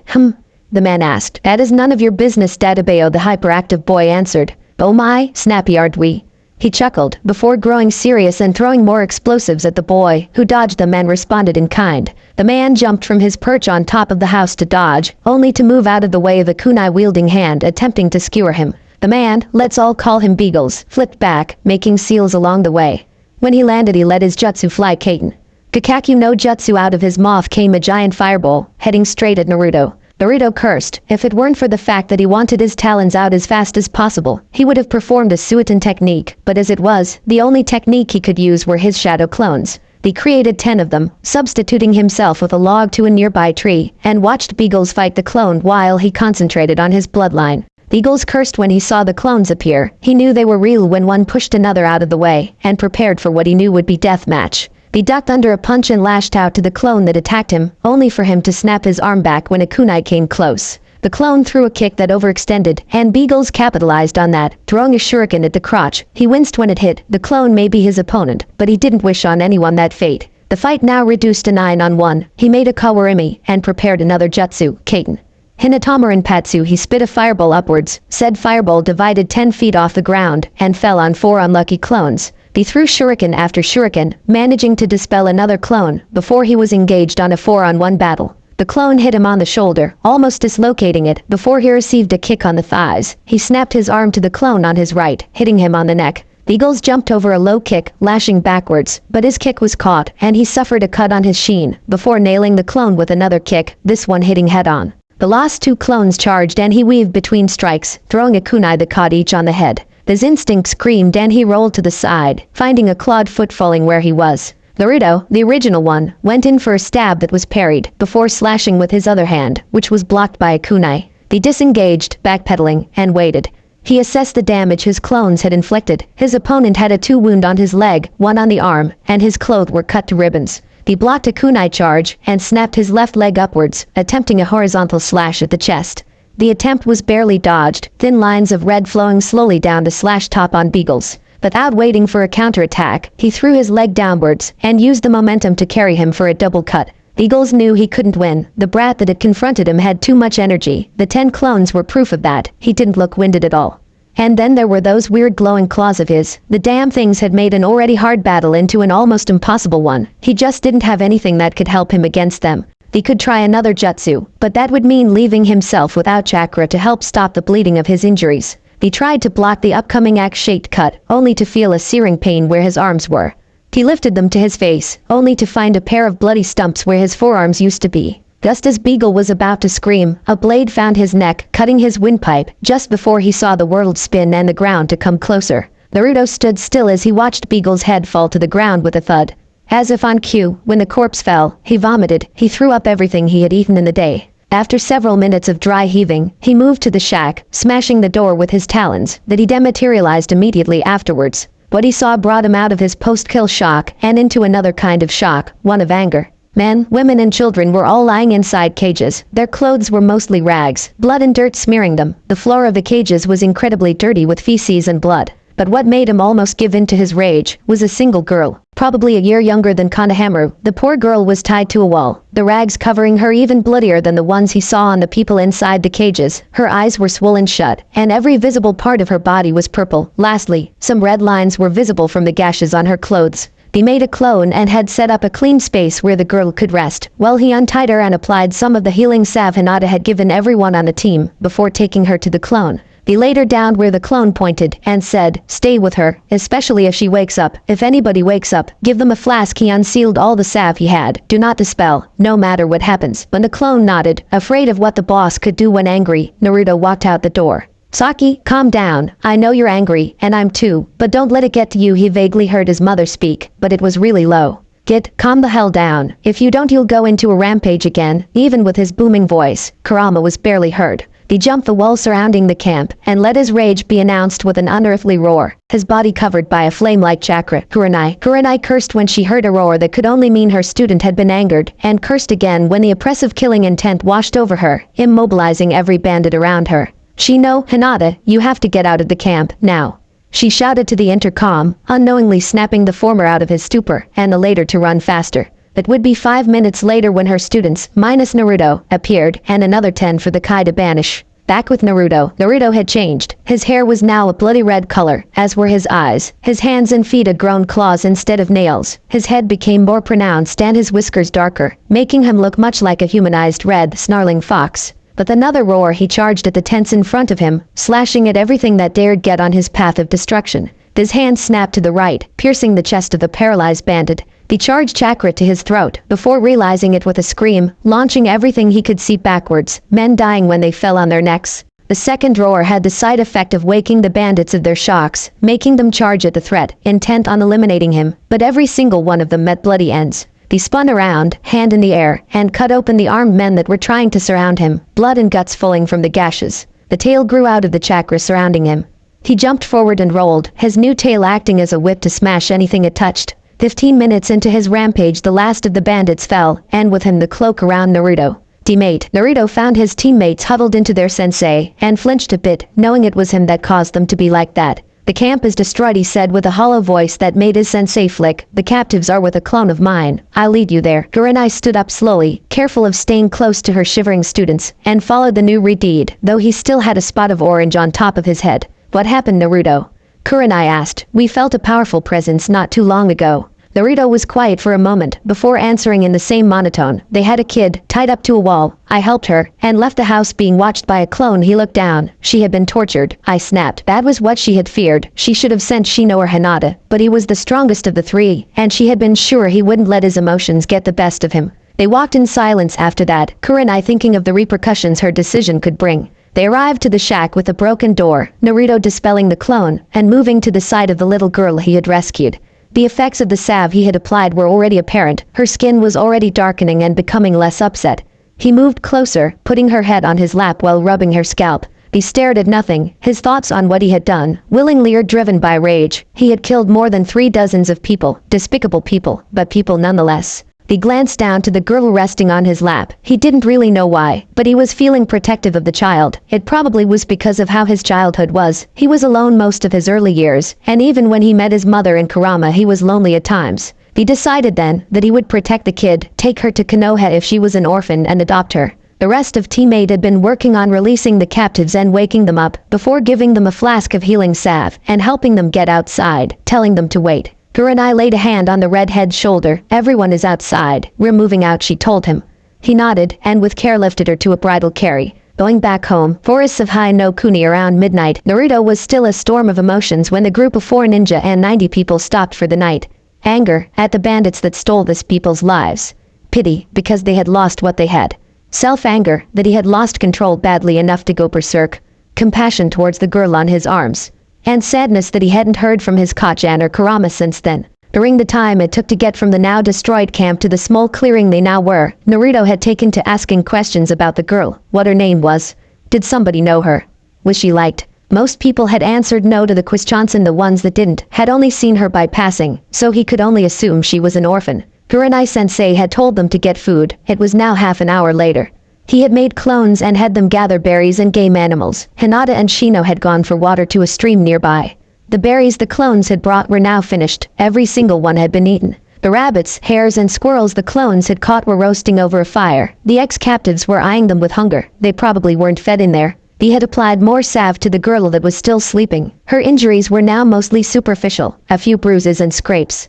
She was still dirty though, so the only thing he could tell was that she was a few months younger than Konohamaru. They grabbed 2 animals from the fire, sealing one to give it to the girl when she awakened. He really had to give her a name. He couldn't just call her girl. And starting to nibble on the other, savoring the flavor. He hadn't eaten hare in months and he was starting to miss the taste. He went to his tent shortly after finishing the whole animal, the child still close to him. He missed the hopeful look on his team's girl, the sad glance from his teacher, and the slightly unnerved look he got from the Abiram. He unsealed a small futon from one of the few scrolls he actually carried and laid on one side, the small child he had carried on the other side. He lied awake for a long time, before finally succumbing to his sleep. Unfortunately, he would awaken many times during the night, never sleeping for more than an hour at a time, and always closer to the girl he had saved. The next morning, Naruto awoke yet again without breath, panting and sweating after experiencing the same carnage from another perspective. He had awoken many times during the night because of the same nightmare, the carnage he was responsible of seen from an outsider point of view. He sat there, cover pulling at his hips, panting and staring off 100 yards, the previous night replaying on his mind. The only good thing was that he would probably get a little sister. He glanced at his low right. The poor thing had snuggled close to him during the night, in between his episodes. She was still covered in dirt and blood, but it was mostly dry, and the only injury he could see was a gash on her shoulder, but that was scabbed already. It would probably fall off in a week, a day or two, if he used what little salve he had, something he didn't want to use, not yet at least. He reluctantly got up and out of the tent, leaving a clone in case the girl woke up and wanted an explanation. He was the only one awake. The men and women they released from their cages were either sleeping inside tents or close to their couples. It was refreshing in a way. These people had lost their home, yet acted as if though this was just a camping trip. He wished he was still naive, able to sleep without nightmares. It had lessened after his 5th birthday, the night he met his mother. The past night his sleep was restless. The seal had blocked to allow time for his body to get used to Yaki still coursing through him, so he couldn't hear he moved through the forest, once again hunting for food. His clones had set up traps last night. He would collect the catches still there, and catch whatever he could before heading back to camp. Maybe he would start with the Rasengan training. He had brought some water balloons to start it during the breaks at the farm, but the construction of the fence had been more tiring than he had thought, and the flash assault on the bandit stronghold had left no time. About 4 dozen small animals had fallen for the traps. Of them only 20 were still intact. A few early birds had met their ends by a well-placed shuriken, and their eggs would become part of the breakfast. He had been lucky enough to spot a deer. He was dragging the corpse back to the tents. He would skin it on the stream that was close to the clearing they stayed for the night. By the time he was done, Kurenai-sensei was starting another fire. Shino and Hinata were still inside their tents. What little sleep they had managed to catch would probably leave them soon. "How did you sleep, Naruto-kun?" Kurenai-sensei asked him. Silence was her answer. She sighed. "If it helps any, try to think what would have happened to them." She motioned to the fast-asleep former captives. "Had you not done what you did?" Naruto's still red bangs shadowed his eyes. "But what good is it when I lose control like I did back there?" He growled. "Had anyone other than that scum," the last word was spit out of his mouth, "been there, I would have killed them too." A sob escaped him. "I could barely think straight. The only thing on my head was how to make them pay for what they had done." A tear fell from his eyes. "What good am I when I let my bloodlust control me?" For the first time since that fateful night when he met his tenants, Naruto cried for something other than happiness. The tears that were now flowing down his face were tears of frustration and self-loathing. Kurenai moved to embrace her student, holding him while he cried his frustrations away. It would help him. He had probably bottled up everything until now, showing nothing but that smile he wore inside the village. They would stay there for almost an hour, and even though they wouldn't realize it till months later, but that would be when Naruto started seeing Kurenai as a sister, rather than just his sensei. 2 hours later, Naruto was finally starting his Rasengan training. The past week he had finished every Fueton and Suiton technique he had copied from the Forbidden Scroll, that elevated his jutsu arsenal to 8 Fueton and 14 Suiton. The spiraling sphere was just that, a sphere of pure chakra spinning so fast it looked as if though it was a whirlpool encased on a ball. The ultimate chakra form manipulation technique, and it was yet to be completed. The whole training was divided on 3 parts: control, power and shape. The first stage, control, was about popping a water balloon using your chakra to move the water inside it. Move it to slow, and the balloon doesn't pop. Move it to fast, and the only thing that happens is the balloon deforming. The whole point was to move it at the right speed on multiple directions. Kuzo. The problem was that this damn thing only breaks. It was hard to concentrate on both speed and direction. The stupid balloon just doesn't stay together long enough to pop to Bayo. That and Naruto had overloaded the balloons with water, so they were almost as big as his head instead of his fist, but he didn't know that. So frustrated, he went to his tent to meditate. There was only one problem, in the form of a little girl. No, why are there 2 of you? 10 minutes earlier, Naruto's tent. She woke up feeling strangely well and in a soft place. That was the first sign something had gone either extremely right or extremely wrong.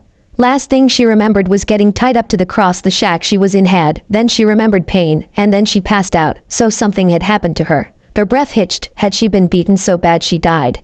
But, so you're awake. Her eyes snapped open and she looked to her right. I expected you to wake in the afternoon, though it's good you woke up now, Dot. The boy of 13 years, with red-orange hair, whiskers on his cheeks and purple eyes, was staring at her, a tender smile on his face. He was holding something to her. "Here, eat this." She looked at it, fear and nervousness on her face. "Don't worry, it's food." Meat, she eyed him. "Fine." Look, he took a bite of the animal he was holding, and offered it to her again. "See, it's okay, if a bit dry." She warily took it and, with an almost excruciating amount of caution, took a bite. Immediately her face lit up and she dug in. 5 minutes later there were only bones left. "Where am I?" she asked after finishing the rabbit, not that she knew what it was. "Who are you?" Indeed, the boy had not introduced himself. Me? I'm Uzumaki Naruto Dadabayo. He introduced himself with a thumb up and a grin, the nice guy pose, and you're on my futon, in my tent, on a camp we made last night. Her expression changed from happy to confused. She had been on a camp before. Last night my team and I got into the bandit camp you were in and got you and the rest out. His voice broke her out of her thoughts. You were on a particularly bad shape. Had to use most of the healing salve my teammate gave to me on you, he chuckled. I guess I should have used a bit less. You're almost as good as new. Thanks for helping me, the girl bowed. I don't think we could have gotten out of there on ourselves. Naruto grinned at her, a different grin from his introduction. That one had been a goofy one. This one was a proud one. No problem. I did got paid to do it, he frowned. Not that I wouldn't have done anyway. She looked at the flap of the tent and saw a boy that looked identical to the one she was talking to. Ano, why are there two of you? The Narutos looked at each other and back at her. I'm a clone, the said in perfect unison.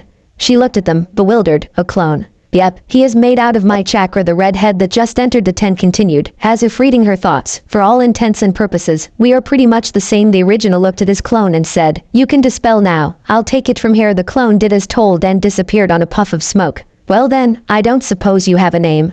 Naruto smiled at her abashed expression. Megumi, my name is Megumi, sir, she told him. Naruto frowned and said, don't call me sir. I'm at least 20 years too young to be a sir. He snorted. Whatever. Do you want to go clean up? You're pretty dirty after all. At her nod, he led her outside the tent and to the stream he had cleaned the deer on. 3 hours later, the large group was once again moving through the forests that formed the land of fire. Megumi was riding atop Naruto's shoulder, talking to him about how her life had been before her capture at the hands of the bandits. After she had washed away all the grime and dirt from her body, Naruto was able to get a clear look at her appearance. Her hair was a reddish black, mostly straight, though there were a few bangs that were curled. Her eyes were a deep shade of forest green. Her face was rounded, giving her a chubby look. Finally, she was rather tall. He estimated that she was at least 2 or 3 inches taller than Konohamaru. They would reach the Leaf Village in the afternoon, around 6, and he would ask his Jiji for the adoption papers for Megumi. She would become his sister. Dates of Konoha 6:30 p.m. Izumo and Kitetsu were assigned yet again to be on guard duty. Mon, I'm bored, Kitetsu sighed. It's so boring without Naruto. Too quiet. A snort came from his partner. Yeah, the Gaki always finds a way to make a boring day livelier. He looked at the gates. A large group was approaching. Leading was a boy with a younger kid on his shoulders, followed by a woman dressed with bandages. Holy, Izumo gasped. That's teammate, right? The Tetsu nodded. Yes, Hokage-sama sent them to clear a bandit camp. He grimaced. Bit early if you ask me. Heard they didn't even had the exercises to make it easier. Then minutes later, the large group of civilians were being led by a Jounin, while teammate plus one headed towards the Hokage Tower. Hokage's office 6:30 p.m. Kurenai was giving the report of both their missions to the old man, who nodded at some points, frowned at others, and chuckled at some more. He frowned a lot during the report of the bandit clearing. Off to the side were the young teens and the child. Naruto was behind the desk, showing the awestruck Megumi the sights that could be seen from there. He would take her to the Hokage monument later. Shino was talking with his bugs, asking what was that Naruto had unleashed at the bandit settlement. And Hinata was meekly staring out everywhere of the office, but nowhere close to the Hokage. Finally, Kurenai's report was finished, and that's what happened, Hokage-sama. She bowed before stepping back, motioning for her students to stand with her. Very well, Sarutobi started. I trust you helped your genin handle their first kill, Kurenai. At her affirmative, he continued. Good, good. You and your team are being put on leave for the week. Only 1D rank per day. He closed his eyes and thought, before snapping them open. Also cut your training sessions in half. Mostly concentrate on thing to get past the trauma. Kurenai nodded. You may leave now. Naruto, you stay. I want to talk with you. The now redhead gulped, recognizing the voice of the old man as the voice of a leader, and not the one of a grandfather. Teammate left through the door, each sending the blonde their version of a concerned glance. Finally, it was only him, Megumi, who was looking confused, and Sarutobi Hiruzen. What do you want to talk about, Jiji? The sweating blonde asked his grandfather. How are you faring, Naruto? The old man asked, ignoring the question. What you did was not something that would come easily for most men. I am surprised that you look as well as you do. Both your teammates were looking pale, Sarutobi told him, looking at him with harsh, yet kind, eyes. It was hard, Jiji, the whiskered boy confessed. I threw up just after I killed his breath hitched, but after spending some time with Sensei and Megumi, I'm alright. The old man considered his words. He looked at the girl that was looking at the purple-eyed boy. Kurenai had said that Naruto had gone on a rampage after seeing her tied up and beaten. Yet he could see that even after only a day the two were close, not like siblings yet, but what she felt was exactly what Konohamaru felt for the teen. Within a few weeks they would most likely be as close as whole-life brother and sister. Another thing I want to know is if you know what made you go into rampage at the camp. Kurenai told me she felt ki, the old man asked, but his voice dampened an answer. The boy looked sheepish, and the slightest bit ashamed. It was the Kyubizyaki. The old man narrowed his eyes. He had been sure the boy didn't know what the seal on his stomach contained. I met Kukyubi when I was 5. The aged Hokage didn't notice his slip. It was after I was kicked out of the orphanage. I was so exhausted that when I passed out I went to my mindscape. The Gumi had fallen asleep now. Naruto was relieved about that. He would tell her when they were alone. He continued speaking before his grandfather could. After that day I started speaking with the fox. He kept me company, and eventually we became friends more like brothers. But he didn't need to know that. Inside my mind I learned how to fend for myself, not exactly a lie. His mother had taught him. And when I started the academy he helped me get better control over my chakra. Besides what you gave me and what I read. Sarutobi mused over the words of the teen opposite to him. The boy had known of his burden, yet he hadn't come to him. He supposed it was because he himself hadn't brought it up. Naruto had the habit of keeping things to himself unless completely necessary. Their eyes met, and Hiruzen got the impression that the boy was still hiding something important, but what? You do realize that I could punish you for keeping a secret like that. The teen flinched. I won't, however, because it was supposed to be kept a secret. Sarutobi sighed, his age catching up a bit. They stayed in silence for a while, the only sound being the soft snores coming from Megumi. Finally Naruto spoke. Gigi, I was wondering if I could adopt her. His eyes were silently defying the Hokage to say no. The fire shadow rubbed his temples. He had expected this honestly. He looked at his surrogate grandson. He had that look, the look that said that he would not back down, no matter what. I must first tell you some things. The boy nodded, the look not disappearing. Adopting her will most likely mean that you will have to do at least one D-rank mission a day. This time an affirmative grunt accompanied the nod. You will have to expand your apartment. He was interrupted by Naruto. That's not a problem. You bought the whole top floor for me. Hiruzen nodded. He had forgotten that. And lastly, she needs a place to stay whenever you get out of the village for missions. He held a hand, halting the response. I know that you want to take her with you whenever you go on C ranks and higher, but you cannot. He looked at Naruto dead in the eyes. You may be an adult on the eyes of the law, and she would be your legal daughter, though he doubted the redhead would see it like that. It is forbidden to take a minor to any missions, even D ranks. Naruto scowled but nodded. He had expected that. He still didn't like it, but he had expected it. He would have to leave her with the Ichirakus during his trips outside the village. I understand. Don't worry, Hokage-sama. The old man looked surprised at the honorific. The boy had probably used it to get extra point with him. He handed the 13-year-old the adoption papers.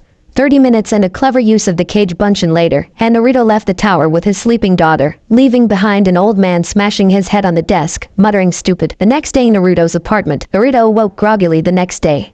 Strangely enough, his usually fast waking up cycle was incredibly slow that day. He stayed an odd amount of time in the land between asleep and awake. His head was throbbing for some reasons, and occasionally he would hear a shout of frustration or a sigh of disappointment inside his head. The seal was weakening again. In 2 days' time he would be able to communicate freely with his Kachan and Kurama. He suddenly noticed how heavy his chest felt, as it though he had forgotten to deactivate his weight seals for the night, but he knew that was not the case. Slowly he looked down from the roof and smiled when he took in the scene. Megumi, now Uzumaki Megumi, had sometime during the night found her way to his chest, curling around herself and snuggling into him with a happy and serene smile on her face. He gently moved from the bed, careful to not wake her up, and went about his normal routine.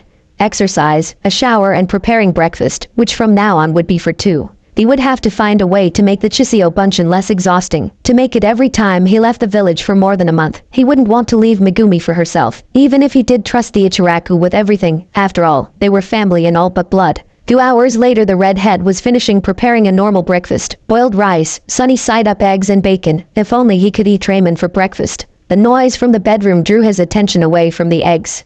Megumi had woken up and was rubbing the sleep out of her eyes. Come Megumi-chan, food's ready, he told her, and she sleepily made her way to the table. They ate in silence, the 9-year-old occasionally nodding off, before catching herself and shaking her head in an attempt to get the sleepiness out of her system. Hey Megumi-chan, get ready, we're going to have a busy day. The girl groaned. Why couldn't they just sleep? That would be the perfect day, stay in a soft surface and sleep the day away. Her thoughts were interrupted, however, as the teen continued talking. I have to show around, where you can find me, where you'll study, the best place for eating in town, where the parks are. He looked at her and saw that her eyes had lit up at the mentions of parks. Time for the finisher. You could even make some friends, you know, for when I have to leave, but if you want to stay here, alone. Before he finished talking the girl was already heading for the corridor, searching for the bathroom to take a shower. He sighed. Well, it was true that he would show her around. He would have to take her shopping, which meant entering the merchant district. Well, there were many shops that accepted him, if just for business. They all overpriced him. Only 2 clothing shops did not overcharge him, and one of them was for ninja clothing. The problem with the other was that its products were meant for more age targets, those that had just reached adulthood and onwards. As much as he didn't like it, he would have to give AM-chan the money for her to take Megumi-chan shopping. Unnoticed by him, his wallet, Gama-chan, shed a tear, which soon turned into full crying. The Chiraku's 2:30 p.m. The chef and his daughter were preparing the food for Konoha's rush hour. Many people would start to fill the small stand, and those would be the easy ones to deal with. The problem resided within a single teenage boy, who would soon come for his daily feed of ramen, a meal that would probably fill a medium family. True enough, their main source of income came into the stand, and he wasn't alone. Aheo, AM-chan, Tuchioji, there was a little girl by his side. "Hello Naruto-kun, you haven't come in a while," AM greeted him, a slight warning in her tone. "Ah, well, you see, I had a mission out of the village, and, the smile on her face was scary, and this was from a kid that had faced dead by prank Anbu on multiple cases." Gucci meanwhile looked amused at the boy trying to calm his daughter down.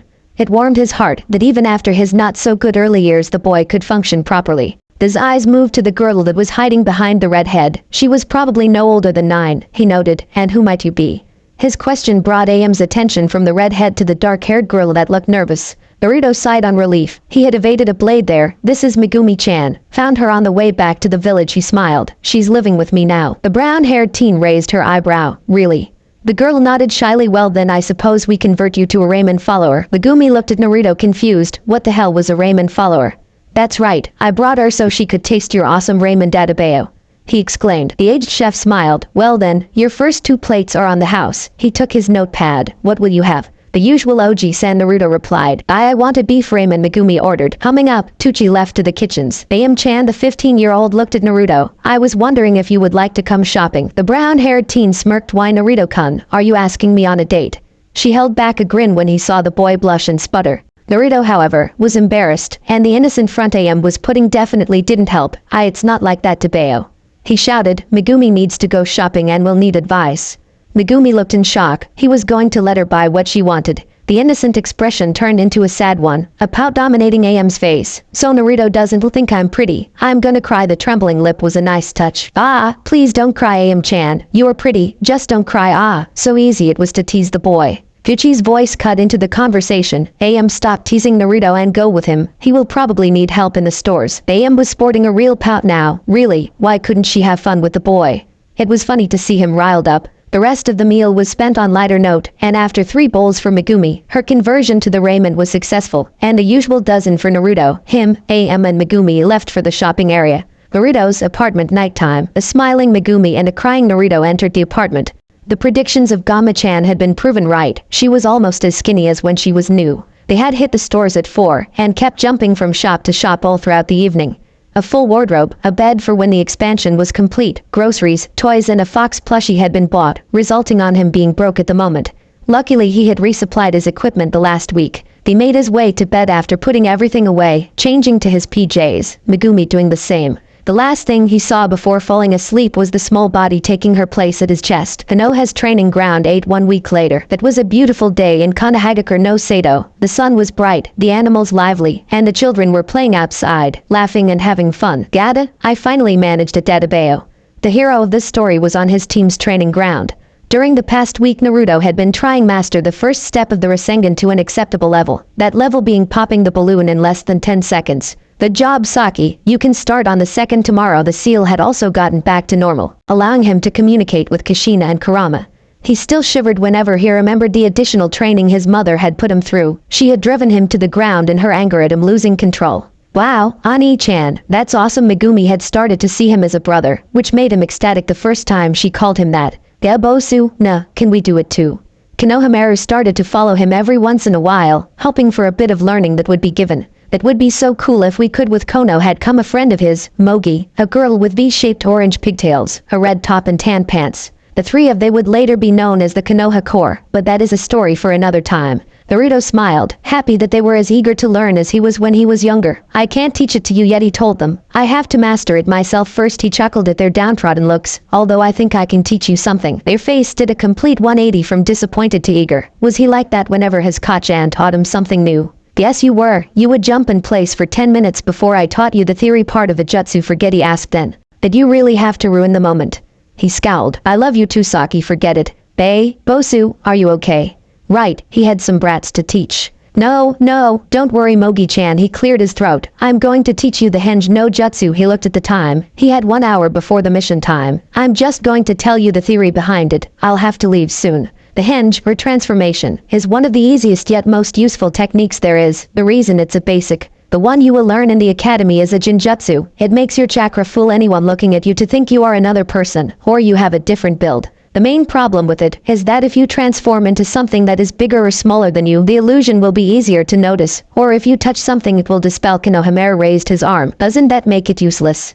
I mean, if it can break so easily then it can't be as useful as you say, he asked, and the redhead nodded in agreement. Indeed, but it is good for academy to teach, because it doesn't require big chakra reserves, he smirked. But it is useless in the field, which is why I'm teaching you a variation, a better one, the Shin no Henka no Jutsu, the tree change technique. That works much like my cage bunshin. It creates a shell of chakra, but instead of making a different thinking entity, it molds around you in the form you want. This has disadvantages too. You can't become something smaller, only bigger. Your equilibrium is severely damaged if you change your shape too much. I'll be honest, the 3 of you can cast it, but only Kono would be able to hold it for more than 5 minutes, and it will leave you all exhausted after doing it. I don't want you to do it without me watching, too dangerous for your health, and after you managed it for the first time I'll have you do exercises for you to increase your reserves. He looked at his watch, 10 minutes before he had to report. Now come on, we're heading back to the village. The trip back was spent explaining the many uses of the technique he would teach them. Okage's office. Saratobi Hiruzen was a patient man, a direct result of his old age.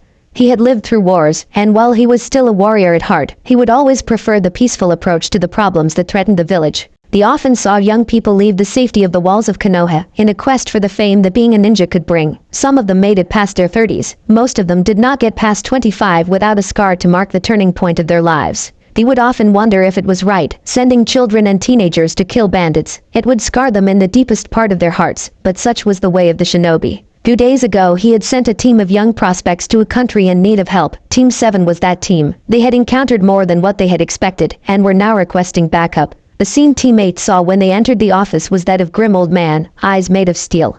It was a scene that made the usually happy Naruto stand attentive at what his leader would tell them to do. After a few seconds, in which the Hokage looked at each of them in the eye, he spoke. Teammate, yesterday a messenger summon came to me with a message from the captain of Team 7. He paused, daring anyone to interrupt. In the message was a request for backup. Kurenai's ruby-colored eyes widened. They came across missing nins on the way to Nami no Kuni, the country they were supposed to take their client to. Nami no Kuni. If what his Kachan was telling him was right, Naruto could go to the destroyed land of Yuzu after the mission. This made the ranking of the mission jump from a C rank to a possible A rank. He held a hand up, halting the response from the sensei in the room. I would have sent a Chunin team, but the only ones available are loner ones that recently got promoted and are preparing for their own assignments. He sighed. What he would do was hard for him. Teammate, you're to go to the rendezvous point on Nami, and help Squad 7 in their mission. Dismissed. He slid a scroll across the desk before turning his seat around, showing that no arguments would be heard. Kurenai closed her eyes. Couldn't they have a normal mission for once? Meet me at the gates in half an hour. I'm leaving whether or not you're there. But that said, she left the room, her students following some ways behind. Southern Gates. 20 minutes later, Naruto arrived last of the group, a note in his hand that was addressed to Hakichiji. Kurenai had arrived 10 minutes after being dismissed, having taken a pack that was pre-made for this kind of things. The Nada had arrived 5 minutes after. One of the storage scrolls Naruto had given her was filled with healing materials and first aid kits. Shino arrived shortly after her, with a pack full of insect tanks and scrolls with provisions and clothes. Naruto, like always, had sealed everything he would take on various scrolls, sealed in turn on his master scroll.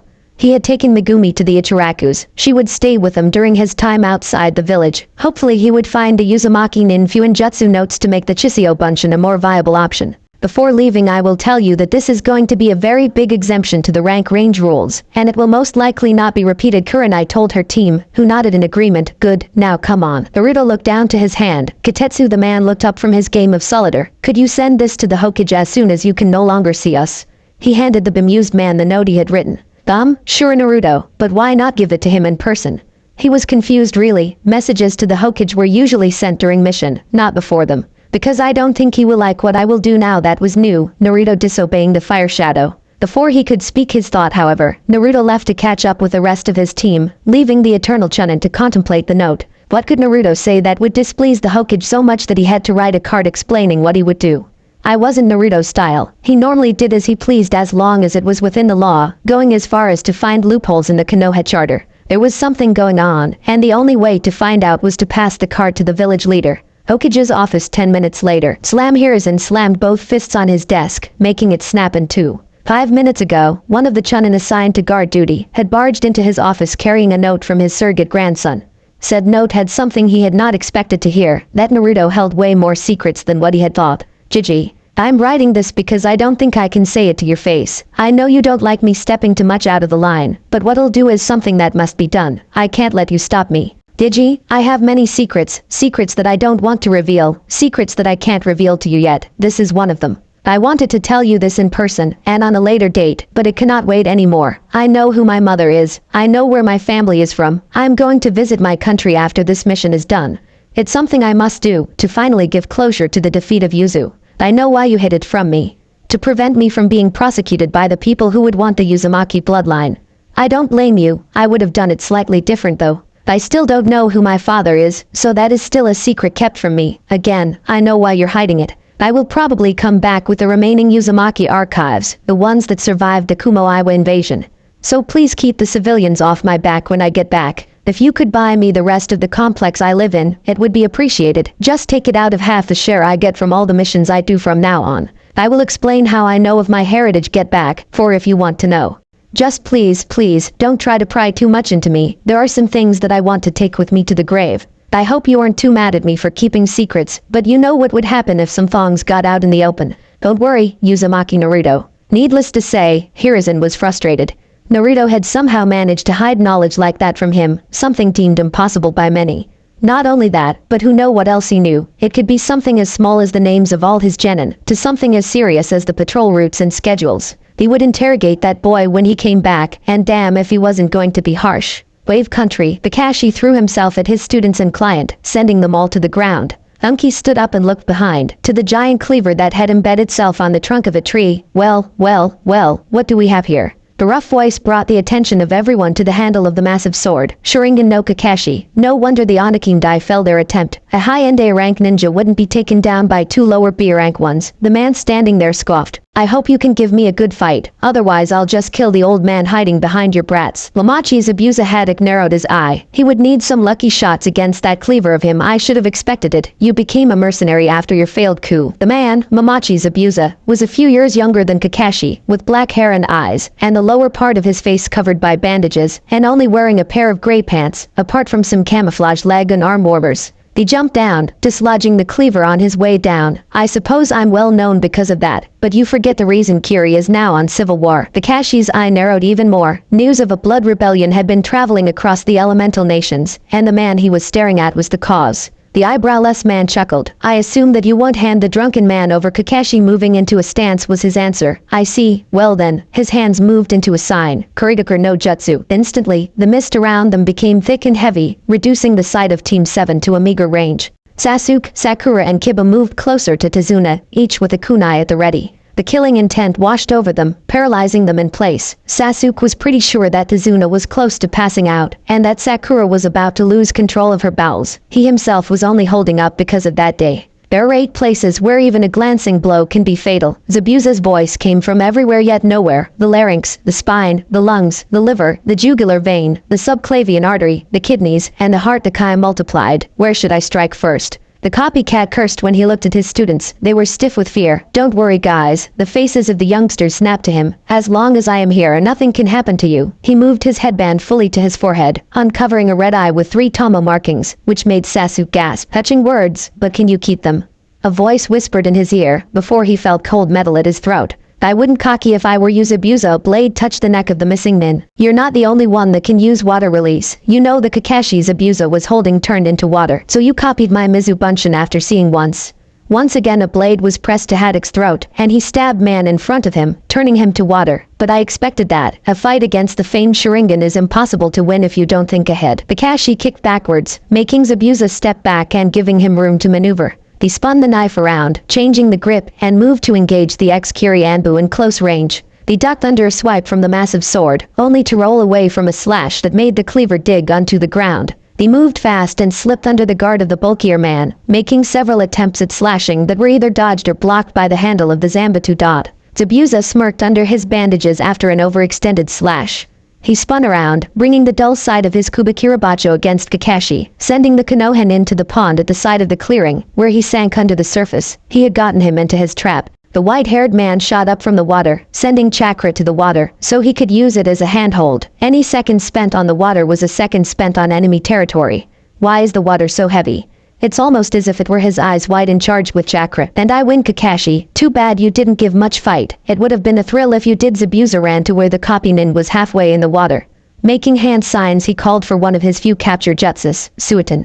Suro no jutsu, and so, Hada Kakashi had been trapped. Hada Kakashi was in trouble, and he knew it.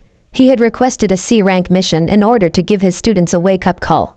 They were good kids, but arrogant, the breeding boy that went along on his family's fame, the feral boy that had too much confidence on his strength, and the girl that worried about training only the necessary and not enough to improve in the areas she was talented in. Their growth rate had been slower than that of most genin because of that, yet they were still on the higher end of the rookies, at least the male were. During the trip that would take them to the country their client had lived in, they had encountered missing ninjas from Kurigakure no Sato, so he requested backup before continuing on. After the sob story the drunken architect had given him, he just couldn't abandon him. Now, here he was, trapped inside a Suro no Jutsu, watching as his students fought the Kurigakure no Kijin alone. The Chiha Sasuke was scared witless for the second time of his short life.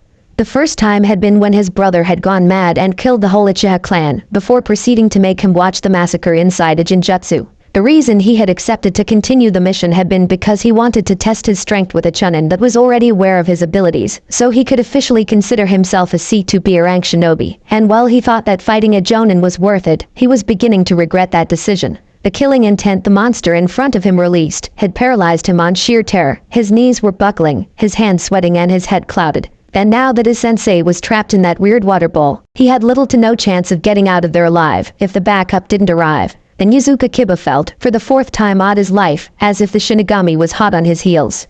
The first time was when he had insulted that crazy woman his sister hung around with, the second when he got lost on the wood and entered the territory of a tiger. The last time he had felt like that was when he taunted the Uzumaki with insults thrown at the boy's mother. He had been on the hospital for a week after that. Right now though, he was wishing to go back to those simpler times, when the only thing he had to worry about was how Akamura was growing, and how badly had he done at the academy. The main problem was that he didn't, no one on their team really, know how to repel killing intent, and they could only ignore so much before it got unbearable. He, like the rest of his team, could only hope the backup their sensei had requested got here soon. Baruno Sakura had been raised by a civilian merchant that had established in Konoha.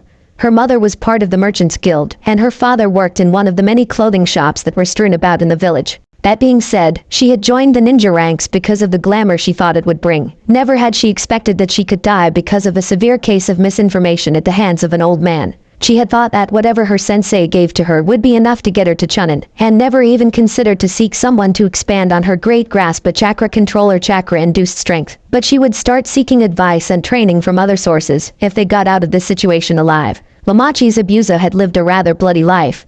His childhood on the Bloody Mist had been one of the many things that had broken him and turned him into the man he was now. A monster that always loved to spill the blood of those who opposed him on his goals. At the age of 9, he had been forced to kill his best friend on a battle stage by his academy, an act that left him so scarred that he proceeded to kill everyone, so that none that came after him would have to do it again. When he was a jonin, he had found a girl on the streets, a girl that would later become his first apprentice and part of his legacy, even if he thought she was too gentle. 3 weeks later another kid, this time a boy, would become attached to him too, making him his second apprentice and the second part of his testament. When he joined the Kurigakure no Shichinin show, he protected the village he had been born in because of a sense of obligation, rather than want. He had become delusioned with the path his hometown was taking. By the time the Kagaya attacked Kiri, he was so hopeless in it that he ran away with his apprentice, and left to wait till such time that it became the great village it once was. He had always liked the thrill of the battle, the adrenaline pumping and the senses overloading. He had been ecstatic when he saw that Hada Kakashi would be his rival for the battle. A ninja of his reputation would be the experience of a lifetime. He knew that Haddock would find a way to break out of his water prison, but until then, why not have some fun? He made a mile into the sea from Waves Beach. Sensei Naruto's whisper broke through the silence of their boat ride. What's the plan when we get there?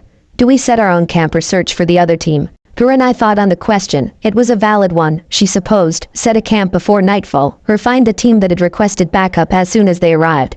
Both had its merits. On one hand they could arrive fast, but not at a 100%. On the other they could rest for the night and help during the next day, when they were at the top of their current capabilities. She sighed. We'll look for Kakashi's team as soon as we land. If they are on battle, I'm sure they'll appreciate the help. Her team nodded. They all know, Sensei, Hinata whispered, her Byakugan active. There is a lot of chakra being released inland. She looked at Kurenai. Most of it is channeled to the mist around a pond. They were landing now. The boatman nodded at them before setting off into the mist around the island. We're moving fast. If I'm right, they need help now more than ever. She looked at her team's juggernaut. Prepare your weapons, Naruto. We can't afford to hold back. The boy nodded, and the team leapt across the forest, intent on aiding their comrades. Back with Team 7. Sasuke was desperate now. They would have to fight until whoever was coming arrived. If they ever did.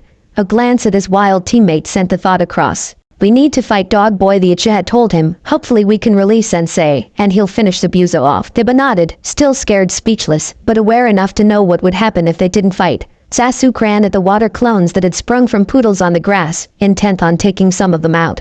Deba had Akamaru transform into him, so the two of them could fight together, as true Inuzukas would. The clone of the dozen engaged on a Taijutsu battle with Sasuke. The boy dodged, ducked and rolled out of the massive sword's way. He tried to get punches in whenever an opening presented itself, but whenever he tried it the attack was quickly countered, and a bruise would form. He kicked after standing up from a duck under a swing that left the clone open at the chest. The clone took a step back, dazed from the kick, which allowed the Uchiha to stab it in the lung. Deba swiped at the clone he was currently fighting, retracting his arm quickly and jumping aside a vertical slash. Akamaru spun from behind the clone and did a roundhouse. The clone blocked the strike with its forearm, grabbing the offending limb and swinging in an arch, making boy and beast clone crash into one another. Briding themselves, they shouted Gitsuga and barreled into the clone from the back and the front, managing to dispel it from the hit. Phage Bunshin no Jutsu.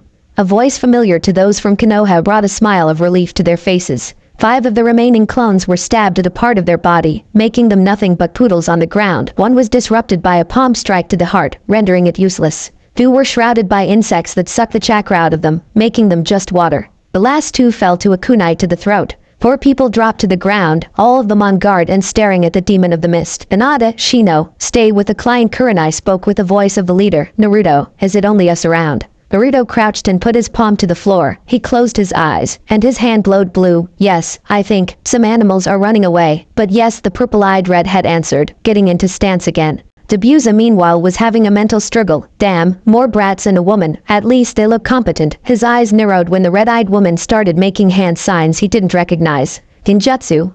Zenshin Fusui no Jutsu, Kurenai spoke, and the bandaged man felt his arms and legs lose mobility. The demon of the mist tried in vain to move, not succeeding on any of his attempts.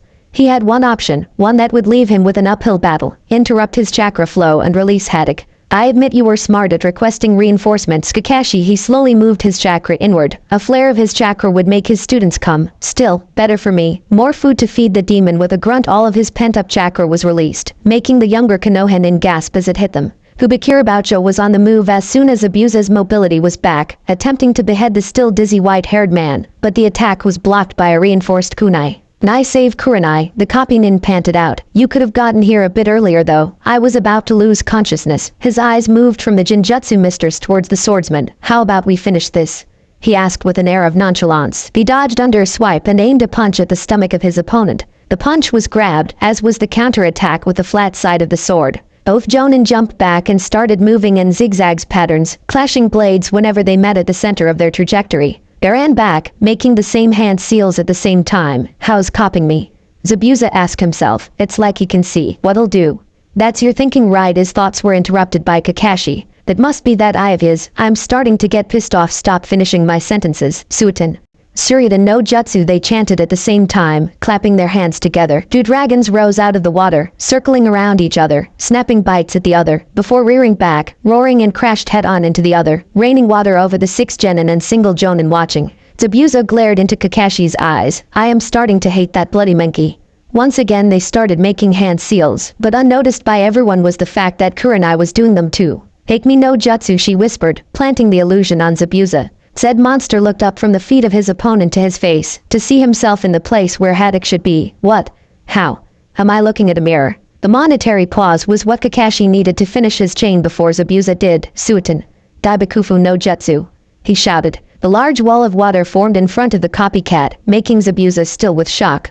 The wall then rushed forward, taking the Kijin with it and slamming the man into a tree. Zabuza, your future has been decided. The downed man looked at Kakashi. The Shinigami awaits your arrival. Just as Kakashi was about to thrust his kunai into Zabuza's chest, two senbon pierced the man's neck, making his eyes widen, before he fell forward. Thank you, Konoha Shinobi. A voice brought the attention of the group towards a tree. Two figures were standing on a branch. My partner, and I have been hunting him for a while. Now the one that spoke was certainly more feminine, but both had rim-sheen-in masks from Kiryu, hiding their faces. The more masculine of the two jumped down from his perch and spoke in a hard tone. We'll be taking him now. Mizukage-sama has been asking for his corpse for a while now. He picked the body up, then you again for letting us get the drop on him, and both hunters disappeared. That would be Naruto that broke the silence that ensued. That was rather anticlimactic, wasn't it?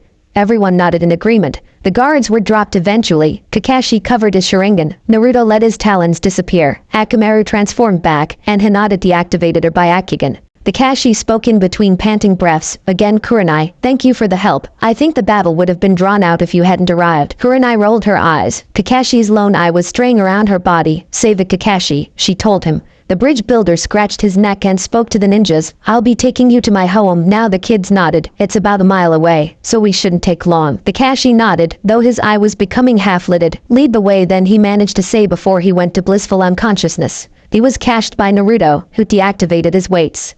The boy grunted under the weight and noticed the worried look sent his way. Don't worry, he's got chakra exhaustion. Nothing that doesn't go away with a good meal, and a lot of sleep, he told Team 7, before muttering to himself, I should know, bloody Uzumaki training. Kurenai cleared her throat. If we could get going to Zuna-san. The man nodded and set off, everyone following after him. Nami no Kuni evening. The entourage was standing in front of a rather humble house at the edge of the ocean. It had 2 stories and was rather traditional. Hazuna knocked on the door. It was answered by a woman in her late 20s, with straight black hair, fair skin and dark eyes. Her eyes widened at seeing Tazuna. With a cry of a Tausen, she launched herself to the old man, making him take a step back to keep from falling over. She noticed the large group behind her father and stood back. Who are they, father?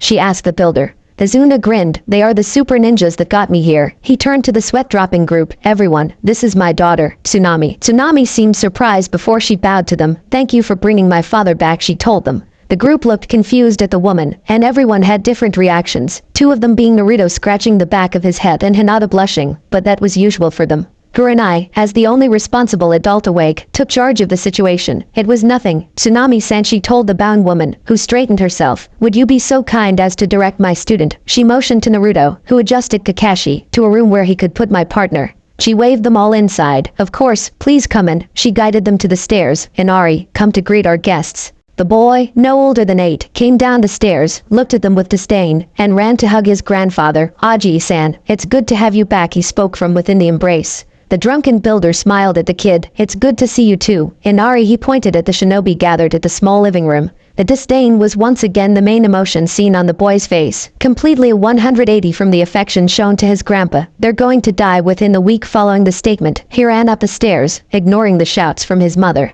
Tsunami sighed at her son. Sorry about him. He has been like that for a while now, she apologized. Unnoticed by his sensei, Naruto made a mocking face pointed at the roof, meant for the kid closed inside his room, making the genin present snicker. Don't worry, Tsunami-san, Kurenai told the woman. Now, if you could tell Naruto where to put the man he's carrying. She let the sentence hang. Tsunami shook her head. Yes, I only have 2 rooms, so pick one of the doors on the left side of the corridor upstairs. Naruto nodded, and adjusting haddock once again, started climbing the stairs. He ignored the sniffling coming from one of the rooms, unsealed one of the bedrolls inside his arm, and set the unconscious man down. When do you think he'll be up, Kachan? He asked as he inspected the room. Kushina hummed and thought, knowing Kakashi, he's going to awaken tomorrow, and be at his top in a week. Naruto felt his eyes widen in surprise. You know him? He sent. Kushina cursed quietly. She hadn't planned to let that slip. Now how to answer without giving away Minato's identity as his father. He was constantly sent on a lot missions with your father during the last war. That was as much as she could give without telling him, and he befriended him during his youth. Do you think he could tell me stories about Tusan? He asked. He really wanted to know his father better, even if his Aka-san couldn't tell him who he was. Kushina considered his question.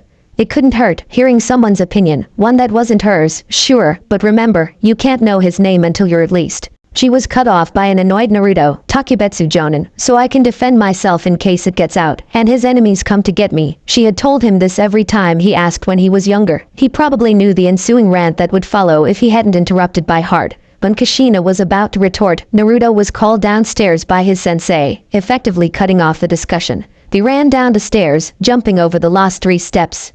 He vaulted over the back of the couch and sat himself between his teammates. "This is a nice place to bayo," he told Hinata, who blushed at closeness. Kurenai face-palmed at his student. Really, why couldn't he keep his seriousness outside of battle?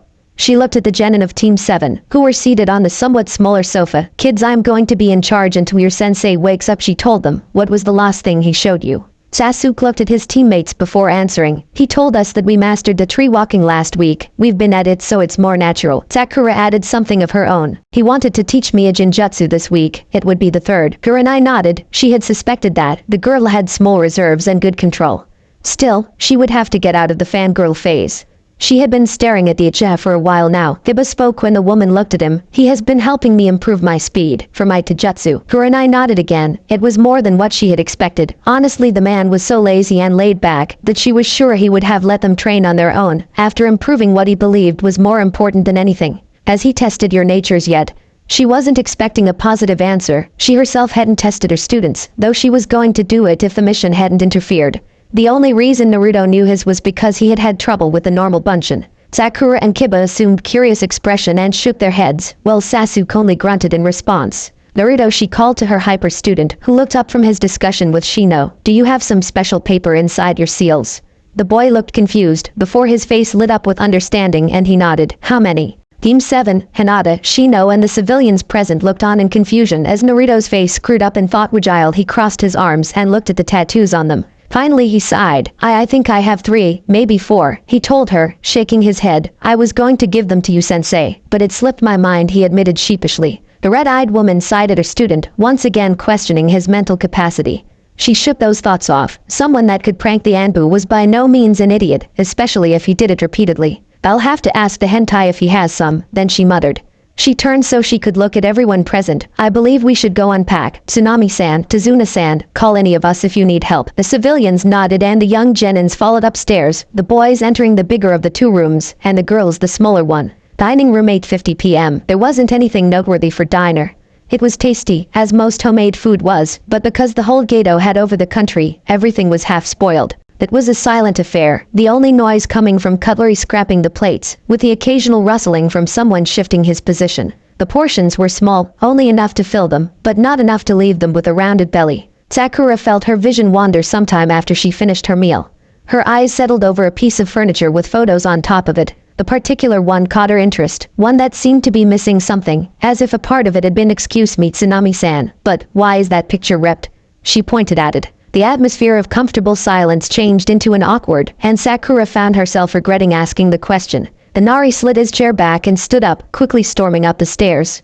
Tazuna lowered his head and gripped the edge of the table, while Tsunami covered her mouth and tried not to let tears fall. Tazuna spoke lowly but clearly, and nobody missed a word. The part that was taken off had the hero of the country in it. Sensing, rather than seeing the questioning looks on the faces of the shinobi present, he looked up, as if remembering something. He was an important person all over the island. The Nari met him when he was 5. Some bullies had thrown a puppy a Nari owned into the sea, to see him cry. He threw himself at the water without thinking about the fact that he didn't know how to swim. The puppy did know how to swim, it just didn't remember because of the shock. It swam to the beach, dried itself and walked away. It was young, and hadn't formed a strong bond with the Nari. The Nari watched in despair. He struggled as more and more water entered his mouth. Eventually his forces left him and he almost drowned. At this point the women gasped and the boys grimaced in sympathy. The old man ignored their reactions and continued the story. He was rescued by Kaiza, a fisherman that happened to be passing by. The man saw bubbles coming to the surface and threw himself to the water. Kaiza set up a fire and laid the, at the time, unconscious Inari near it, so the boy could dry. He also used it to cook some fishes he had managed to catch. But Inari came too. He saw the man giving him a smile and offering him an impaled fish. They talked for the most part of the afternoon, until Inari came home, dragging Kaiza behind him. We invited him to come inside, have dinner with us. Before we realized it, he had settled himself as a permanent resident, and married Tsunami. Said woman was now silently sobbing, yet Tazuna paid her no mind and stared at nothing. He taught Inari his philosophy. To protect everything precious to him, no matter the cost. He also taught the boy to hunt and to fish, so he could provide to his family when Kaiza retired. Kaiza was started to be called the hero of Wave when he saved the village nearby from a flood. The wood dam that kept the water from the town had become undone during a hurricane. Nobody wanted to risk their lives, so they called Kaiser, who was one of the strongest people at the time. Kaiser rushed to the place of the dam and threw himself to the overflowing river. He fought the current, grabbed the cable that secured the door and secured it again, saving the villagers from drowning. From that day forward he could be seen helping people out and teaching children at plazas. The citizens adored him, welcomed him wherever he went. It all went to hell when Gato came. He promised us prosperity, progress and most of all, a place on the map. Yet the only thing he did was buy property. He put taxes over everything he owned. Stores, houses, hotels, tea shops, even the ports were overtaken and bankrupted. Few people had hoped that Gato would ever leave. They had given him way too much of a handhold for him to even consider abandoning his operations here. Kaiser was the leader of that small faction, the spokesperson of the people, and because of that he was on Gato's blacklist immediately. He put up more and more restrictions, hoping for a way to bring Kaiser down. He eventually managed. Kaiser had trespassed into a warehouse owned by Gato to get some supplies to prepare the next meal. He was caught as soon as he entered. The very next day, he had Kaiser tied up to a pole on the main plaza. Gato went on and on of how Kaiser was a criminal that deserved to be killed. Inari was on first line. He was crying as he saw his father get tortured. Yet Kaiser was smiling throughout it all, happy that he was passing away trying to help those close to him. The midget had his thugs cut Kaiser's arms off. Since he was no longer supported by the pole, his head fell to a position where it would be easy to cut his head off. Gato watched as most of the population cried for their friend, their hero. 2 minutes after his arms were cut off, Gato had his thugs decapitate Kaiser. The goddamn midget left the corpse there for a week. Everyone had their spirits shattered by that. Not a single inhabitant wasn't broken by the time Kaiser was taken off the plaza. I started the bridge in hopes of getting the spirits of the people back. That's why I can't die until it is finished, to honor the memory of my son. The women were all crying openly, their eyes were turning red already. Kiba was holding his head and shaking it, muttering about how bad could the world get. Shino and Sasuke were as downcast as they could get. Their eyes were fixed on the table, and Sasuke could be seen scowling. Naruto was gritting his teeth and gripping the table with all his strength. His face was set into an almost pure look of loathing. He raised his head, shadows obscuring everything but his eyes.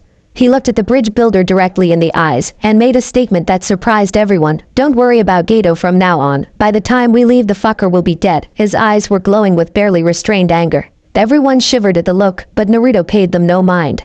He stood up and went towards the door. He paused after opening the door.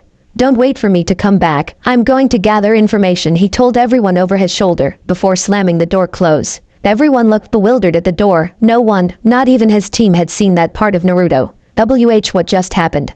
Tizuna's voice broke the silence. I sincerely don't know, Kurenai answered, her own questions roaming her head. He has never acted like that. Maybe Kakashi or Yuigao have some answers, but she isn't here, and he won't wake up yet. The rest of the night was spent in silence. Hideout 1 hour later, Naruto had followed several similar smells, and they led to one of two buildings. One at the other end of the island and another hidden in the woods. He was hiding in the foliage that surrounded a small building. He had seen Gato enter, followed by the samurai wannabe. Half an hour after he had entered, he saw the midget exit and cradling his hand, the two thugs massaging their throats. He narrowed his eyes. Whatever was in there was dangerous, and hopefully able to change its mind and choose a different allegiance. He carefully made his way inside, using a vent on the roof to infiltrate without making any noise. He used his chakra to stick to the side of a drop on the ventilation system, and moved to where he could hear voices. He stopped above the vent that on the roof of what looked like a bedroom. You didn't have to do that. Haku's gruff voice sounded from below. He strained his ear to hear better. I know, Zabuza-sama, but I couldn't let that scum sully you, Haku, he assumed, answered. Zabuza was alive, and he had to report this. I still don't see why we can't just steal his money and go back to Mizuno Kuni, a third voice, this time masculine, but not really as mature as Zabuza's. We may be missing in Hagane, but we still have some honor. He was alarmed now. Zabuza and two unknowns to fight in the future, damn. In any case, Zabuza-sama, Haku continued, you should be able for combat in 2 weeks, but knowing you, you'll be moving by Thursday next week. They didn't hear anything after that. He was already turning around. 5 minutes later, he was making his way back to Tizuna's house. He paused momentarily and made a decision. He bit his thumb, made some hand seals and announced, Ninpo. Chisio Bunshin no Jutsu. The wound on his finger started to squirt out of it, pulling a meter in front of him. His chakra started going into the blood, molding it into a human shape. Features started appearing. First skin, then the face, followed by hair and clothes. Naruto barely had time to analyze his creation before falling unconscious. Kurama snorted from within his mind. Gaki should know better than casting that technique without someone watching, he told Kushina. The redhead sighed. At least the clone is still awake. It will keep watch. Kurama only snorted and laid down, growing so the woman could lay down herself. Island training. Azuna's Nami no Kumi 10 a.m. Kakashi had woken up half an hour earlier, still groggy from his exhaustion. Something had bothered him ever since he had awoken, but for the life of him, he couldn't figure it out. He glanced around the room. The kids were still sleeping, but where's Naruto? The boy had been a cause of confusion for him. He was divided on how he should treat the red-headed boy. He knew who the boy was, how could he not? He spent as much time in his sensei's home after the war as he did in the Anbu headquarters. He had been there when Kushina-sama had announced she was pregnant. But every time he looked at him, he was reminded of what he had lost that night. The night of the Kyuubi attack, he had lost whatever remained of his family. Without Minato-sensei and Kushina-sama, he drowned himself in his work, taking more and more missions, until he was ordered by the Hokage to watch over little Naruto. He hadn't seen the kid after his 8th birthday. His life in Anbu still haunted him. The corpses, the kills, every time he had gone after a bounty. It clicked right then. Zabuza wasn't taken by hunter nins, they hadn't destroyed the body. Sasuke. He called to the boy, Sasuke, wake up now. The teen groggily complied, sitting up with a scowl on his face. In any other situation he might have found it funny. Sasuke, wake everyone and tell them to gather here, now. On any other occasion the Uchiha might have discussed, but since his teacher was using a tone that he had rarely seen, he would prefer not to be punished. Forest 9:30. Naruto sat up from where he had fallen the night before. The blood clone had gone hunting sometime during the night and was skinning through whatever it was it had caught. He stood slowly, doing his best to ignore his mother, ranting about how reckless it was to do the Chiseo Bunshin alone, and Kurama laughing in the background. The clone looked up from his job and towards his creator. He was amused really. The boss had made a note to not do another of his class was without someone nearby. What do you have there? The original Naruto asked his clone, who went back to his job. 2 boars and some rabbits, though one of them was white. I think it was grown in a cage. The clone, called Cien from now on, answered. Naruto searched his arms for his supply seal, and took a bottle of pills from it. When you are done with that, take 2. They should keep you. Naruto searched for words. Knocked, when I seal you, so you don't go insane. Cien nodded and accepted the bottle. The pills were a creation of his. During an experiment of what happened to sealed object when inside a seal, he had made a shadow clone and sealed it in a scroll. Before dispelling it when it was still inside it, the clone had gone nuts after 10 minutes. The pills worked by causing the brain to shut down the sensory organs, keeping the drinker in a small coma until the counter pills were administered. It had taken him a full 3 years to develop them right. It took 20 minutes for the clone to finish skinning the game with Naruto's help. Cien gulped down the 2 pills and threw the bottle back to the original, who caught them and resealed them. He moved behind Cien as he fell back, making sure that his head fell in one of the seals on his arm, one that had less things, and sealed the clone until it was needed. Naruto sealed the meat on a separate scroll and started running towards the house. He had to tell everyone. Bedroom 10 minutes later. The genin were seated around Kakashi, while Kurenai was leaning against the doorframe. The Cyclops looked around. Everyone was watching, and Naruto had yet to come back. The reason I called you, he began speaking, is because of something I realized not much earlier. He sighed. What can any of you tell me about hunters? Everyone looked down, trying to remember what was said in the academy. Sakura was the first to answer. They are a special branch of the Anbu that deals with missing ninjas. Emotion from her sensei prompted her to continue. They track fugitives and kill them when they find their target. Kakashi nodded. What about the weapon the one that came for Zabuza used? No one answered. They were senbon, long needles used by Iryonin for acupuncture. He noted that Kurenai's eyes had widened. The reason few people use them for combat is that, well, there are many nerves that can cause death. All are incredibly hard to hit from a distance. He paused for a second and looked at every genin in the eyes. The reason I am telling you this is because... He was interrupted by Naruto, who chose that moment to crash through the window. Zabuza is alive, and he has 2 partners. Silence was what followed his proclamation, so he explained further. Yesterday I went scooping for information after I left the house. Kurenai and Kakashi nodded, seeing where this would probably lead. I followed 3 cents into the forest, to a small hideout near a hill. Gato entered, followed by 2 wannabe samurais, and later left holding his hand. I entered the building through the ventilation system and listened in a conversation. Zabuza was alive. A girl and a boy, older than me by a couple of years, were discussing how to proceed. The girl was telling Zabuza that he would probably be at his top by next Tuesday. Kakashi looked proud that a genin could sneak around the enemy lines. I am surprised that they didn't discover you, but considering the number of times you managed to infiltrate and prank the clan compounds and Anbu HQ, it doesn't come as much of a shock, judging by the faces of the brats. It did come as a shock for them. He clapped his hands. All right, acting upon the information Naruto brought, we will start training as soon as Kurenai says. Said woman raised an eyebrow. Kakashi, you won't use this as an excuse to stay in bed and read your smut. She was fixing him with a glare. Damn, ma, of course not. I'll help you as soon as I can stand up, he sighed when her glare was lifted. A shuriken dodged there. Naruto's voice made him look at the other end of the room. Ah no, Kakashi-san, do you have some of this paper? The boy was holding 4 paper squares that didn't look as much. He knew better though. Yes, I always carry a pair with me. I use them as bookmarks. He patted one of his breast pockets. Why? Kurenai answered this. I was about to test my students and what their affinities were, and since I'm in charge of your squad until you can fight, I was going to test them too. The gray-haired man nodded and moved his hand to his pocket, opened his book and took 3 slips of paper. Here you go. He handed them to Naruto. Piece of advice for you, little Miss Hyuga. Don't be disappointed if you get no results. Almost no one of your clan does. Kurenai cleared her throat. Alright kids, follow me. Everything we've talked about will be clear when we get to a clearing. Wait for me downstairs. The children nodded and left the room, leaving the 2 adults alone. Get well fast, Kakashi. We can't afford anything but 100%. The bedridden man nodded. I know, I should be up and about tomorrow, and in fighting condition by Friday. He laid down again. Have them complete the water walking before you start them on elemental affinities. It will help them if they can't complete the first level. The woman nodded and left the room, leaving Kakashi alone. Tsunami would later on walk in on him reading his special book, and would use a cooking pan to knock him out again. Clearing half an hour later, Kurenai stood in front of an eager group. Well, some were eager. Sakura was staring at Sasuke, and Naruto was spacing off. She cleared her throat to get everyone's attention. Since we know that Zabuza is still alive, we will be training every day until he attacks. The genin nodded, though Naruto was still not paying full attention. There isn't much to teach you right now, so I will show you something every ninja should know. She nodded towards the lake they were standing by, the water walking exercise. At their incredulous faces she demonstrated, walking to the middle of the lake. It is the same and different from the tree walking, because water is in constant change, so the chakra output needed for the platform you need to create is always different. She looked around for questions, only to find herself confused when Naruto nodded at nothing before walking up to her. On the water, Kurenai-sensei, I already know this. Do you think you could give me something more advanced? He scratched the back of his head in nervousness. Kurenai looked at him, shock obvious on her face, and judging by the faces the kids were pulling, they were surprised too. How do you know this?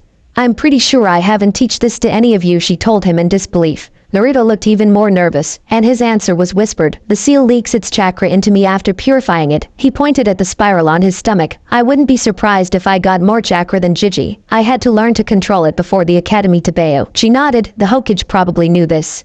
She made a seal she was sure the boy would recognize, and a clone appeared by her side, leaving her slightly winded. The clone nodded at her creator. Follow me, Naruto-kun. I know something you'll probably find the use for. The clone left, followed by the redhead, leaving gaping genin behind. No one noted the angry scowl on the Uchiha's face. 50 meters from Lake, Naruto was waiting for his sensei to explain the exercise, and then dispel, so he could try and figure the second part of the Ryosengan, while his clones worked on the control exercise that was about to be explained. Kurenai looked to the sky in an effort to get the explanation right inside her head, so her student could get after the first time. He was smart, but only so much higher than average. His wit only came out under pressure. The raven-haired woman nodded. The exercise would be perfect for someone like Naruto. A chakra juggernaut. Alright Naruto, what I want you to do is called Chakura no Pointer Plusu, a release of chakra from a single, or a group, of Tenketsu.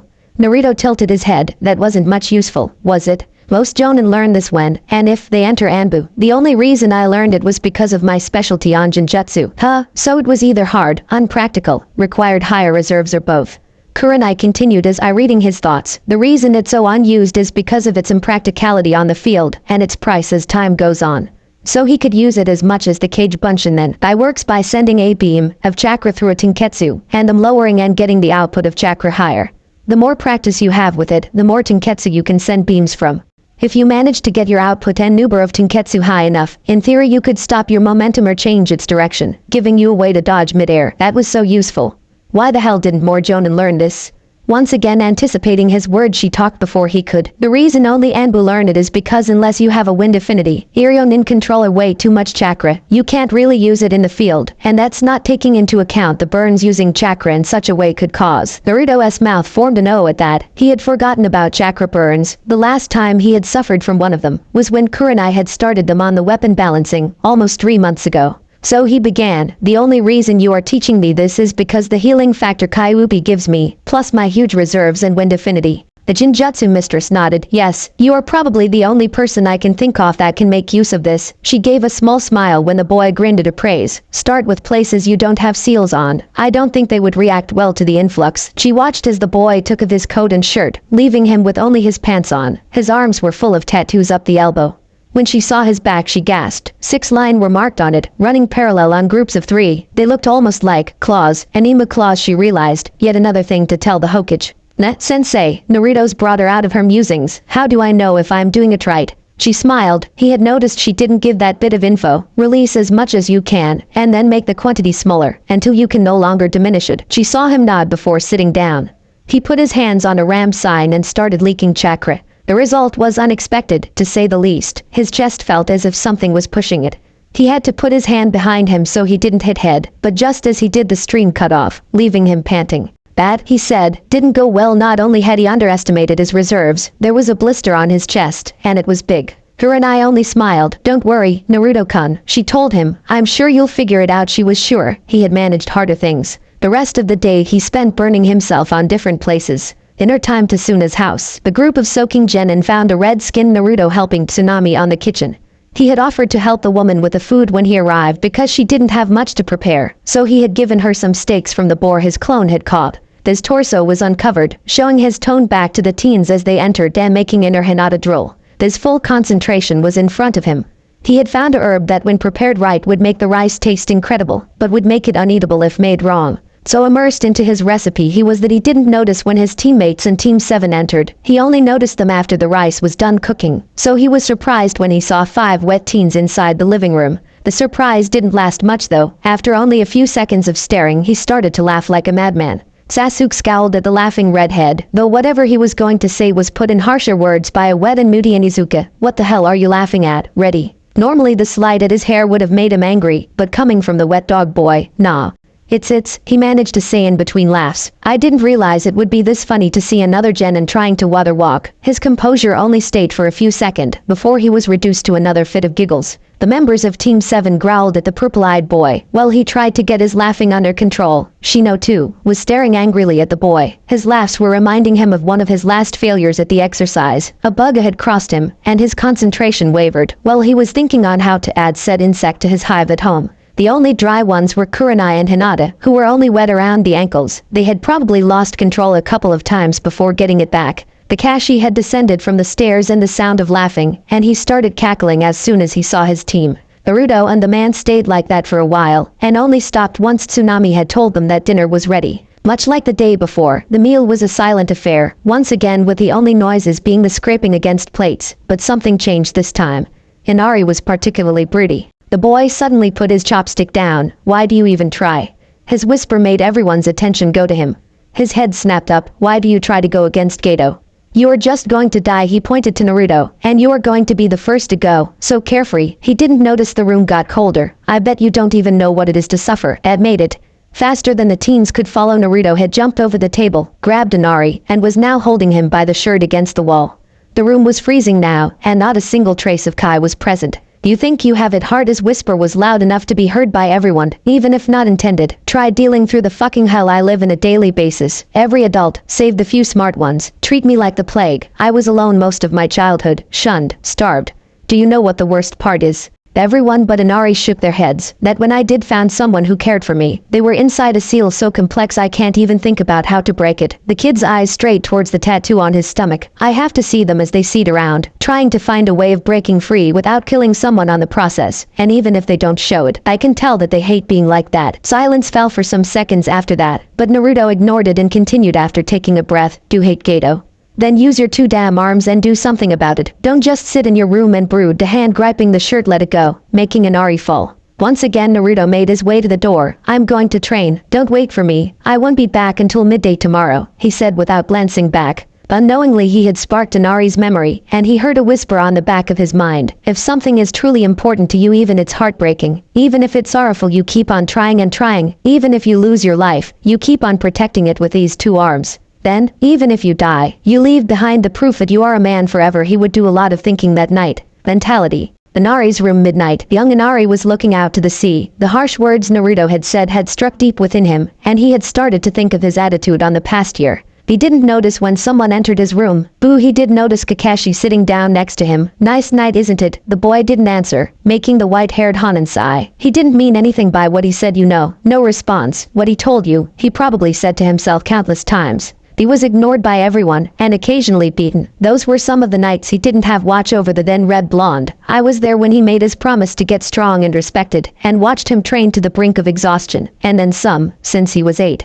He sees himself in you, you know. He used to have the same look do back when he was 5. The man stayed silent for some time, getting up 30 minutes later. Think about what both he and I said. It is important to get strong enough to change what you can. The boy stayed gazing at the moon well into the next day, sobbing every once in a while. Middle of the forest, same time. Naruto had realized and awoken the blood clone he had made the day prior, and now the two of them were fighting as if their lives depended on it, or, at least the clone was. He had been owling from the sleep the boss had put him in, thinking that the plan was set into motion, only to block a hand coated in wind chakra, and subsequently try and subdue the enraged male before him. He ducked under a slash at his neck. Sometime during the night his crater had started using his bloodline, and he had had to deactivate his seals, in order to keep up with the rage-driven stabs, slashes and cuts. Naruto overextended one of his slashes, leaving him open for Cien to throw him into a tree and knocking him out. He looked at his body. He had 3 rather deep wounds and was now bleeding from them. With a sigh he grabbed a kunai and cut the prone body of his creator, channeling some of his chakra to absorb the blood and heal himself. That done, he unsealed the pills, took 2, resealed them, took the pills and resealed himself just as he was falling unconscious. Meters away from the place the fight started next morning, if one stumbled by chance into the part of the woods that Naruto was in, they would see collapsed and cut trees, apart from the brutalized herbs and bushes. This was the scene a young, dark-haired, brown-eyed, fair-skinned lady found on her wanderings for medicine. And at the middle of the disaster was a red-headed boy she recognized. It's one of the Konohana. The lady approached the sleeping boy. It would be so easy. Rid Zabuza Sama of some opposition. She was standing over him, her hand inches from his throat. But he looked so peaceful her hand went to his shoulder. You should wake up, you could catch a cold. And she shook him. Naruto was not a morning person. Throughout his young life, 15 clocks, 8 alarms and a kitchen timer were all proof to that. Now, where am I going with this? When Naruto was forced to wake up he would normally try and smash whatever was offending, so when the lady shook him, she had to dodge a hand that almost slapped her. Naruto opened his eye when instead of something hard, his hand landed on something round and soft. What he saw made him have a nosebleed. His hand was on the breast of a pretty girl that was both blushing in embarrassment and scowling in anger. He was thrown back towards a tree when a hand met his cheek, courtesy of the girl he had, unintentionally, groped. He groaned as he hit the ground, just one other reason to hate mornings. He sat up. Gomen, miss, it was reflex. He told the angry lady that was now holding her chest, as if expecting him to grope her again. Her eyes narrowed. So you make a habit of groping women when you wake up? Oh yes, righteous female fury. He could see she was readying another slap. He shook his head as fast as he could. He knew from experience how harmful angry women could be. His mother was proof enough. No, it's just that I hate being woken up, and even more when it's a person. His eyes widened at his words. Not that I would harm you, just because you woke me up. I mean, I could never harm someone as beautiful as you. Once again his mouth spoke without his mind thinking. I'll just shut up now, he sighed. The woman giggled. He was different outside of battle. Don't worry about it, just don't do it again, okay? Her voice may have been sweet, but he knew a threat when he heard one, so he nodded. So, what's your name? Haku? Yuki. Haku answered. He showed his fixed grin and extended his hand. Uzumaki Naruto, prankster king, unpredictable ninja extraordinaire and all-round nice guy at your service, Dadabayo. Haku giggled behind her hand, amused by his introduction, but then she hummed. So you are a ninja then? He nodded at her question. Then you must be strong. No. He chuckled and scratched his neck with a sheepish grin. Well, I may be strong, but I have to train and get even stronger. Why do you need to get stronger? She asked, and then asked a seemingly unrelated question. Do you have anyone precious to you? He thought it over. He had Arukanai, Aim-chan, Tuchioji, Hokijiji, his Kachan, Kurama, his team, his sensei, Megumi, Konohamaru, Mogi. He nodded. He had a lot of precious people. Yes, I have many, though most of them are back home. Haku smiled wistfully. Then, you will get strong. She chuckled at his confused look and tilted head. I believe that when something, or someone, precious to you is in danger, or simply is there, you will get stronger by trying to protect it, or them. I believe that true strength comes from the bonds we form, and from our willingness to risk ourselves to keep those bonds alive. Naruto thought over Haku's words. They had merit, especially for him, who wanted to stay alive in order to protect his Kachan and Kurama. Yeah, that is a good way to live by. His smile was small, compared to his usual big grin. So Haku, what are you doing here? The girl had started picking some herbs while Naruto was thinking, I'm collecting some plants to make medicine for my sick uncle. Can I help? Naruto asked. Haku answered in affirmative, showing him what plants he should look for. They worked in silence, each in their own thoughts. What they didn't know was that they were thinking about the same thing. Their eventual confrontation was coming. An hour later they heard some rustling from the bushes to the right, startling them. Out of the bushes came out a tall teen, taller than Haku, who was a good head taller than Naruto. His eyes were a curious metallic shade of gray, giving the impression of being molten metal. His hair was a copper brown, once again with a curious metallic tint to it. The newcomer looked at Haku and then at Naruto, an amused and playful spark in his eyes. Oh my, Haku-chan, what would Oji-sen said if he saw you with a boy, and younger than you? The smile broke out of his face when he saw the bright blushes on their faces, and it grew when Haku spoke. Shut up Hagane-kun. The teen, Hagane, put up a face of mock hurt. Moo, Haku-chan hurts me. He threw himself at her, crocodile tears falling from his eyes. Haku-chan is mean. She shall get a hug of doom. The hug of doom turned out to be quite amusing from an outside perspective. Hagane attached himself to Haku's chest, somehow managing to restrict all her movement and putting his face in between her, and Naruto found himself jealous of the older teen. But of course, he decided that he was quite comfortable where he was when Hagane received kick to the balls. That must have hurt. He got a nod from Kurama. Yeah, no man should experience that. He has my pity. A male shall never hurt another's manhood, and should offer island support to whatever brother suffered that fate. He deserved. The man is probably a damned hentai. Kushina, of course, did not think like that, and believed in the eventual eradication of all open perverts. Back in the outside, Hagane had managed to stand, clutching his jewels of course. He let out a pained gasp, followed by various attempts at speaking. After a few moments Hagane got his pain under relative control, and managed to speak, though the pain was palpable on his voice. Oji-sen wants us back. Haku-chan. Another gasp, something about his medicine. Haku nodded and turned to Naruto. Goodbye, Naruto-kun. I wait our next meeting. And she did. She waited for the day of the attack. Naruto responded to the farewell in kind, letting them get to the edge of the bushes to say one more thing. Hoi, Hagane-senpai. Haku-chan. They turned to him. When you attack with Zabuza, make sure you go all out. That said, he left their vision with a whirlwind, signifying a shunshin. Hagane turned serious at once. How did he know that?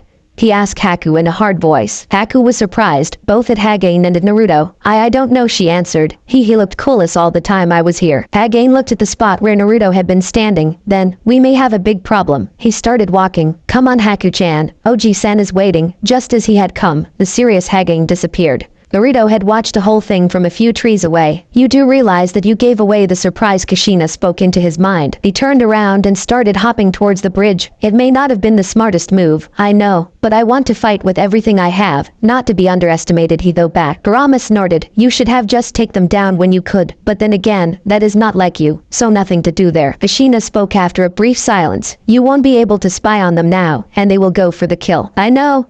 With that, the link was cut. Next morning clearing, Naruto was half asleep as he made his way to where he had trained the past 3 days. He had woken up extra early so he could train in something Kurama had thought would work. Gaki, wake up. I'm teaching you your first Yako technique. Naruto straightened, the tiredness leaving him. It's a really basic one, but really useful. The Kitsune. You need to be channeling some of my chakra, just enough to sharpen your senses. Naruto started drawing on Kurama's chakra. It was hard to do it without being annoyed. That's enough. You don't want to wake someone up. Kurama cleared his throat and entered the teaching mode. The Kitsune is the most basic form of fire manipulation used by Kitsune. By channeling some Yaki into our tails, your arms or legs, since you don't have any, or your mouth, a blue fire should come out of the expected point. There is a catch though. You can't use it with normal chakra, since it is more diluted than Yaki. Foxfire is way hotter than any normal Kaiten you could use, so it's also more dangerous. To produce foxfire, you need to imagine the flames, the heat, the form, way you want them to come out. Miss any of those, it will be nothing but useless. If you can create a proper stream of Kitsune before the time your battle comes, I will tell you how to use jutsu without hand seals. The fox looked at Kushina, careful not to let Naruto hear. If he can manage that before the deadline, I'll eat my tail. The woman giggled.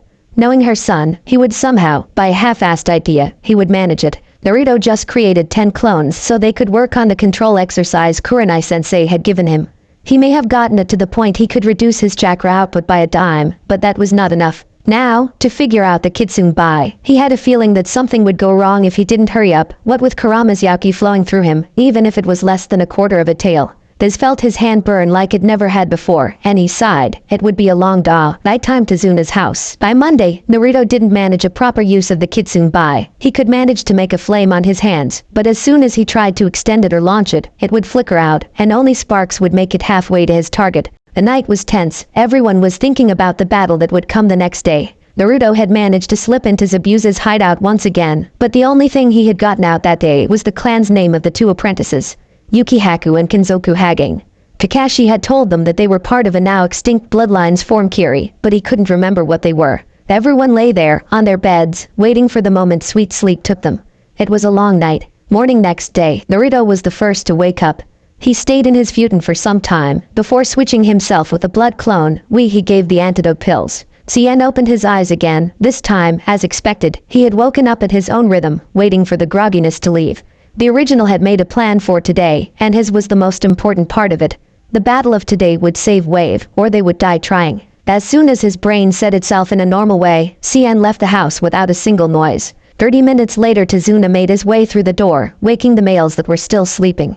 A glance behind him showed that the girls had woken up already. They had their breakfast, once again a quiet thing, for everyone had the upcoming battle on their minds. Kakashi spoke when the last of the genin finished their food. We don't know what is going to happen when we get out. Everyone looked at him. There are 8 of us. 2 will stay here and protect the house in case it's attacked. We don't need a problem as soon as we manage to get out of the other. The other 6, including Kurenai and I, will go with a bridge builder and protect him. Shall we be attacked on the way? We could outnumber them 2 to 1. If one of them comes here, then the 2 that stayed must dispose of them as soon as possible. Everyone nodded. The stakes were high, incredibly so. Kurenai clapped her hands. I think Hinata and Kiba should stay. If the names of the unknowns are any indication, short-range attacks will be all but useless. The 2 nodded. They didn't like it, Kiba even less, but they understood. All their attacks were short-ranged, and against a weapon user or an Injunsu user, they were impaired. Kurenai continued, one of us will have to stay with the client when we are attacked. Sakura raised her hand. I'll do it, Sensei. Kurenai looked at her. If anything, I can stall them long enough for someone to help. Kakashi nodded. Indeed, you're mostly a support ninja. Actually, he paused and looked at Kurenai. Would you mind teaching her some jinjutsu? The woman nodded slowly. Good, then I just have to pull the string to get her medic training. Naruto looked at the 2 jonin. Do we take prisoners or do we fight to the end? He had been wondering that ever since his meeting with Haku and Hagane. Would he have to kill 2 friendly people, whom he had made a bond already? The 2 jonin looked at each other. Before Kakashi spoke, if you want to, you can capture your opponent, but I don't recommend it. The redhead looked down. He would do everything he could to keep them alive. There was no way he would let 2 friends die. Unnamed bridge. The air was heavy with pressure. The thick mist rolling from the sea reduced the visibility some, leaving only a mile of vision. When they got there, the air tasted of copper. A telltale of blood. Tazuna rushed to the side of a worker that was lying in a pool of blood. Koji, what happened? The old builder asked the pro man. Koji raised his head. A demon came nowhere. Slaughter run. As the last word came from his mouth, the man passed out. They heard a laugh from the opposite side of the bridge.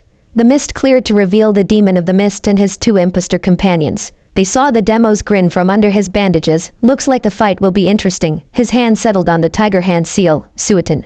Mizubunshin no Jutsu 10 clones sprung up from poodles around the bridge. Look at them, that brat is shaking. He shouldn't even be in the field. The taller of the masked ones, Hagane, gave a mocking huff. Indeed, the young Uchiha Sasuke was trembling, though a smirk could be seen. I'm shaking, with excitement. The young Uchiha ran the distance separating him from the water clones in seconds, cutting all the clones, and leaving them as they began. A poodle. Zabuza grunted in amusement. Looks like you got a rival in the speed department, Haku. Haku nodded, taking out some needles. Senbon. Indeed, Zabuza-sama, allow me to take care of him. The girl rushed at Sasuke with her senbon at the ready, but the raven-haired blocked with a kunai. Chino, help Sasuke. That girl has more chakra than him, Naruto whispered to the shade-wearing boy. As soon he stopped speaking, his falcon talons appeared and he launched himself to Hagane, who met him halfway. I'm surprised to see that Naruto noticed that Hagane's arms appeared bladed, but that only means that this is going to be fun. Before him he saw the Hanzoku's hands change into knives. Tetsu no Tishi. Kakashi rushed towards Zabuza, Kurenai staying a few feet behind.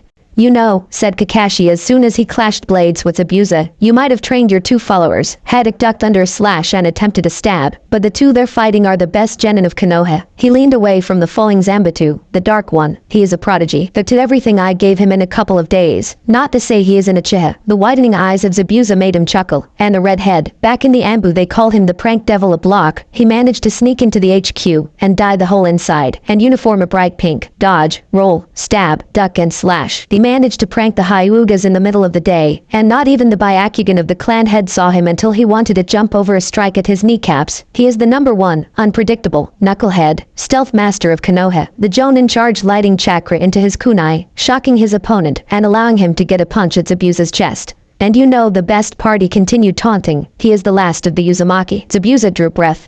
That was not good. The kid may be a genin, but if he was raised to the standards of the whirlpool, Hagane would be hard-pressed to beat him. Sasuke versus Haku. The young Uchiha was currently trying to push his opponent to the ground, but the girl was resisting, and even sending him back some. You are strong, I'll give you that. Haku spoke from behind the mask, but I have two advantages that you lack. The onyx-eyed boy snarled. What would that be?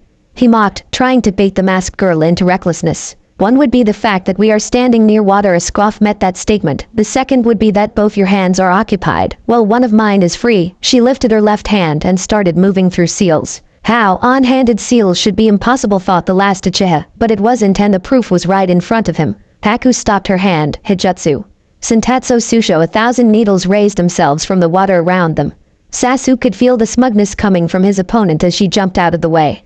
But he would not be beaten so easily, and managed to escape the dome with only a few scratches to his clothing. He felt the mist get heavier. You see this? Haku spoke from behind him. You cannot win this. He looked back, but saw nothing. Never let your guard down. He barely managed to block the senbon that came from his right. Come out and face me, you coward, he snarled at his rival, and to his surprise, she did. She launched another volley of needles at him, and he blocked them all but one that lodged itself on his rib, making him gasp in pain, but that didn't deter him. He flipped through hand seals as he dodged another wave of senbon. Katen.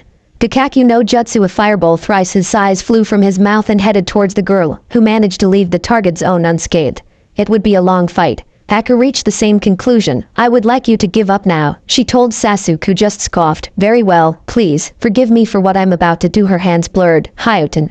Makyo Hyasho. After a quick her seal sequence was done, the dome of ice sprung up around them, and Sasuke was surprised when Haku stepped into it. Naruto versus Hagane. You know, Hagane spoke in between the clashes the weapons were making. I never expected you to be this much of a threat when I met you a week ago. Naruto parried a stab and attempted on of his own, but that too was parried, leaving them in another deadlock. Yeah, Naruto smirked. You must never underestimate. And Uzumaki, his foot came up in a kick aimed at Hagane's kidney.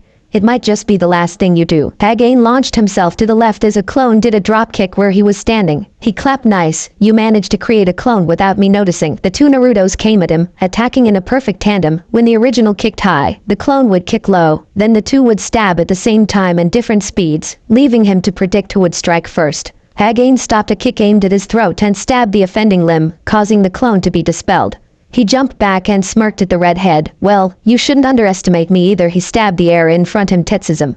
Kishin, his hands changed into spears, which launched lots of spearheads at the redhead, who twisted around them, managing to evade most, but still receiving some scratches. Naruto's hands blurred into motion, before he called a jutsu of his own Suiton. Mizu no Jin Mushaiki o Toru. From the heavy mist formed spears that launched themselves to the iron ones Hagane had thrown. When the clash of spears ended, the two rushed towards the other, clashing blades once again. Hagane had not reverted to the short-bladed hands, and instead stayed with his arms in the form of spears, giving him range advantage. On the other hand, Naruto was more nimble and managed to avoid every swing and pounce, but his Kage no Buki only served on close quarters, something he didn't have the chance of getting. The back flipped out of Hagane's range. Futon. Detopa, he shouted as soon as he stopped, making the older teen stumble as the air-based attack smashed into him. Naruto used the time it took Hagane to make an air attack, intent on pierce the older teen with his claws. Yet Hagane recovered faster than he thought he would, and his eyes widened as he saw that the spears were pointed directly at his chest. Azuna's house. Hinata and Kiba, with Akamaru, were in the guy's room playing with a deck of cards Naruto had left them. Why he had one they would never know. So, Kiba's voice made Hinata look up from her cards. Naruto is on his way to become a seal master. I don't believe you, Akamaru barked in agreement. When I asked him, he told me that he could read the strokes of the seal. She frowned at her cards, a pair of twos and a third of fours. He told Sensei that seals just came to him. Gibba was about to retort when a scream was heard from downstairs. They looked at each other before rushing out the door. Tsunami was cleaning the kitchen when a knock on the door stole her attention. She walked toward the front entrance with calmness that left her as soon as she opened the door. "Heh, what a beauty!" A tanned, scared man leered at her and made to grab her. She did the only thing that came to mind. She screamed. Almost immediately Inari was in the receiver, looking shocked at the thugs holding his mother. "Hey, Waraji, can I cut the brat?" The taller of the two asked the blue-clad one, who nodded. Tsunami spoke without thinking, "No." Two annoyed gazes fell on her. "If you touch him, I'll bite my tongue and kill myself." The short man scoffed. "You're lucky, Gaki. Your mother saved you." He started dragging Tsunami out the door. The Nari heard Naruto's voice, along with Kaisa's, in his head. "Use your two damn hands and change it." He grabbed a knife from the sink and rushed to the thugs, wanting to save his mother, only to be swatted aside by an angry samurai wannabe. "You asked for it, brat," the man made to skewer Inari with his blade. The boy was lucky, however, because as soon as the katana was halfway out of its sheath, a spinning object collided into the bandit, throwing him, bleeding, into the water. The short thug watched surprised as his partner fell, but a strike to his back made him collapse. The last thing he saw before his eyes lost their life was a cream-colored jacket. The Nari and Tsunami watched as the two ninja that stayed behind made quick work of the bandits, as if they were nothing. They were amazed at how fast they had disposed of the thugs. Gibba watched as the eyes of the 8-year-old changed from sulking to steely. Just before he ran towards the village, Ma made Inari. Tsunami cried as she saw her son leave, but stopped when the wild boy put his arm on her shoulder. "Thanada," he called, "stay with her. I'll follow Inari." They didn't give the girl a chance to answer, because he has started moving and was outright running when he finished. But Cien made his way through the forest, his mission, taking over Gato's manor house. They would admit that it made an impressive sight. 4 stories of Gothic architecture, marble pillars adorned the porch, high windows and oak doors. They made a quick overview. 3 windows were open in the third, fourth, using the American terms, floor, probably bedrooms. There was a side door ajar, probably leading to the laundry. A vent was visible from the roof. 5 entrances apart from the front door, 1 of them probably defended, 3 probably occupied. His attention went to the massive oak doors as they opened, and out came Gato with an entourage of bandits, and the midget was talking. "As soon as half of them are dead, we move to the top of the bridge and kill the rest." Everything got easier for him and harder for the original. A shadow clone formed and popped as soon as Gato disappeared from sight. They moved stealthily. If there were any guards, they weren't very good. They jumped and entered the house through one of the open windows. A bedroom. The inside was just as the outside, expensive, an unnecessary show of money. Velour furniture and silk curtains, crafted wood, rare paintings. They moved through the manor, checking every room for something that might be useful. It was on the west wing of the second floor that he found what he was looking for. Gato's study, the place he kept all documents in. The desk, mahogany, had tons of paperwork, piles almost a meter tall, and drawers filled to the brim with documents, and safes with money. They made many cage bunchen and had them sort through everything. They would throw away useless papers while keeping bank statements and property deeds. It would certainly help if he had a couple of safe houses outside the village, should he ever go rouge. What troubled him was that there were things missing. Tazuna had told them that Gato was a criminal overlord, and the only thing that he had documents of was of drug dealings on different countries. They let it slide though. Right now he had more pressing matters. The furniture would look good on his building. Naruto versus Hagane. They couldn't die, not like that, not when he was 12, not before he got his Kacchan out of the seal. He knew that something on his repertoire that could help him survive. When the output is enough, the Chikura no Torisu can change, and maybe even stop momentum completely. That's it, he could do that.